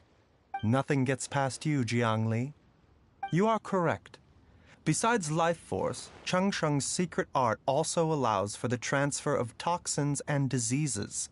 When I treated Jia Liang for the second time, I transferred some of the poison from his body into my own. Not only did this allow me to alleviate the burden on him, but it also gave me an opportunity to study its properties. There is no need to worry about any long-term consequences to my health, however. Now that the source has been destroyed, any remaining poison in me will have already dissipated. But you took such a huge risk. If we hadn't destroyed the god's remains back there, then even you might have... What am I saying? I'm in no position to criticize you for this. The reason I left our master and went into hiding all those years ago was that he was getting old, and I didn't want him using up any more of his own life force to treat my husband. But in the end, how were my methods any different? I risked one life to save another, and then you tried the poison on yourself too. It looks like both of us have ended up going the same way as our master before us. Are all disciples of Chenyu Vale destined to turn out this way? To live a short life, having given away our own for the sake of others? To fight relentlessly against the natural course of life and death, whatever the cost? Maybe our fate is sealed the moment we decide to study medicine. We are doctors, Jiangli. We ought never say that anyone's fate is sealed. Baizhu, I can tell that, over the years, you've used the contract with Changsheng to transfer many diseases and toxins to yourself. There are so many that some of them I don't even recognize. Can you still stop before it's too late? I think you know the answer, Jiangli. Every one of us from Chenyu Vale believes in the same thing. Hey, food's ready! Mom, come and join us. The Traveler taught me a load of new recipes and said even Dad'll be able to taste them. Come and try them out. Yes, darling. Mom will be there in just a second. Hey, slow down. Baizhu, I know I won't be able to convince you, but please don't forget that if one day you're not around anymore, Chi-Chi, Gui, and all the friends who have grown fond of you, they will all miss you dearly. There's no need to worry, Jiangli. I know what I'm doing. I can only hope so.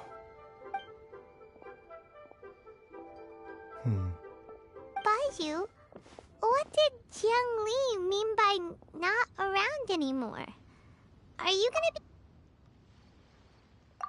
Every single mortal I've ever contracted with, including Baizhu and Jiang Li's master, has passed away at a young age. Wait, that doesn't make any sense. You said that the contract with you helps people live longer. It is a very long story. Long ago, when plagues ravaged the land, one doctor made a pledge to rid the world of pain and suffering. But even the most ingenious mortal medicine could not stay the tide of disease. And after working tirelessly for many years, even his dearest loved ones fell sick and bade their final farewell. Legends told of an herb lord in Chenyu Vale who could cure any illness known to mankind. The doctor sought the herb lord, but found only a white snake, its breathing weak and its power all but spent. Sign this contract and let our lives be joined. Then I will impart to you the secret art of healing. But be warned, this art will harm your own health.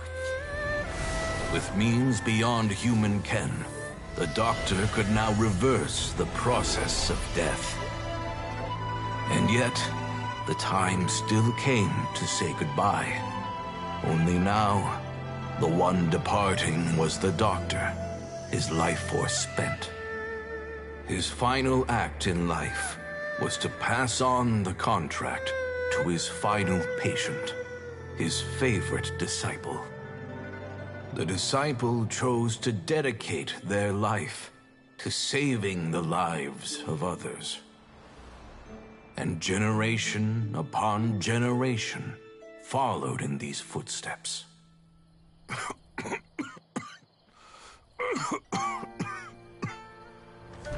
Since I inherited this contract, I've always respected the path taken by my predecessors, and followed it myself unquestioningly. That is, until I tried to use the art to save my own disciple's beloved. She begged me not to use up my own life force. She said that this art is a poison chalice, an evil and unnatural practice. She did not wish to sacrifice one life for the sake of another, when both were lives she treasured. Only then did it occur to me. Did I not suffer when my master passed away, just as patients' families do at their loved one's deathbed? Are not the lives cut short by this contract just as worthy of saving as any patients? What is this contract to us? Medicine or poison? Alas, I no longer have enough time left to find the answer. I entrust to your care both Changsheng And this final question. May you find a remedy for this conundrum, which has ailed us so. Time and again, no matter how much I try to warn them or balance their chi, I can never save them. And you? What's your answer? If I abandoned the contract and left you without a host, what would happen? I suppose I'd spend my final moments taking a nice nap on Mount Yaojun. Then I'd be reunited with my old friends and your predecessors. Then it's decided. If there's a life in front of me that deserves to be saved, why shouldn't I do everything within my power to save it? Once again, it's the same answer. So be it. Close your eyes. Who knows how many more people will take on this contract? None. This contract will end with me. My contract has strict requirements on the host's natural temperament. All my hosts have been most pure of heart. But when one with an altruistic nature gains access to this art, they are more seduced than the average person by the miracle of overturning the laws of life and death. Though they know better than anyone else the fate that awaits them, when faced with the sorrows of humanity and the pain of losing their nearest and dearest, they cannot help but reach beyond human means. They are like moths that throw themselves into the flame, seeking a glimmer of hope in a dark world filled with pain and suffering. So, Baiju, does that mean...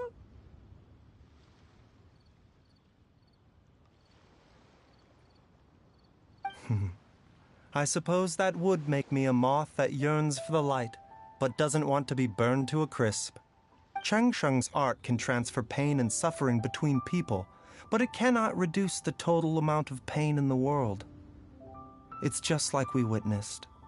Either Jia Liang feared for Jiang Li's life, or Jiang Li grieved over Jia Liang's sacrifice. I have nothing but the utmost respect for my predecessors, who sacrificed their lives for their principles.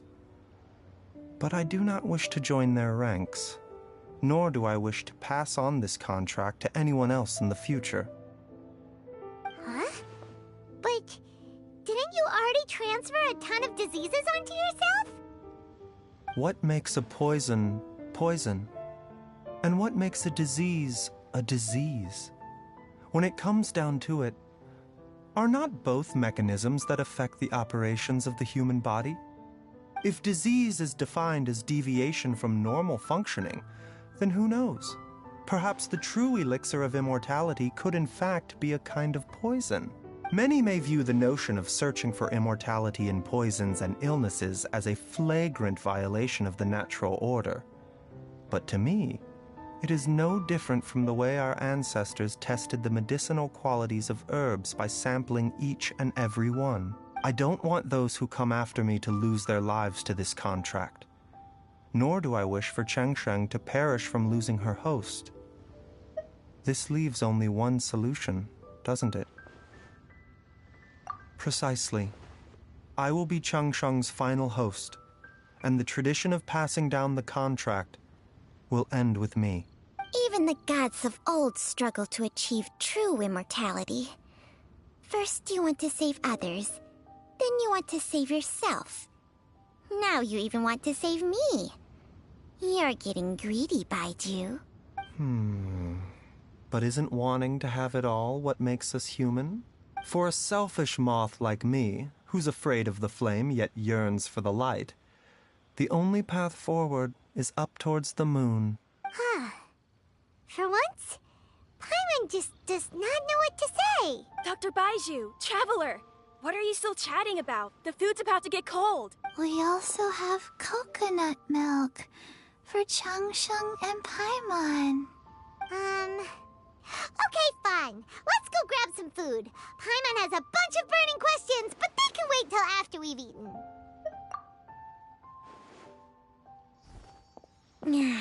I do envy Paimon sometimes. Eating her fill is enough to satisfy her body and mind. True. And yet, although we call them simple pleasures, are such things as these not precisely why we mortals cling desperately to the life we have?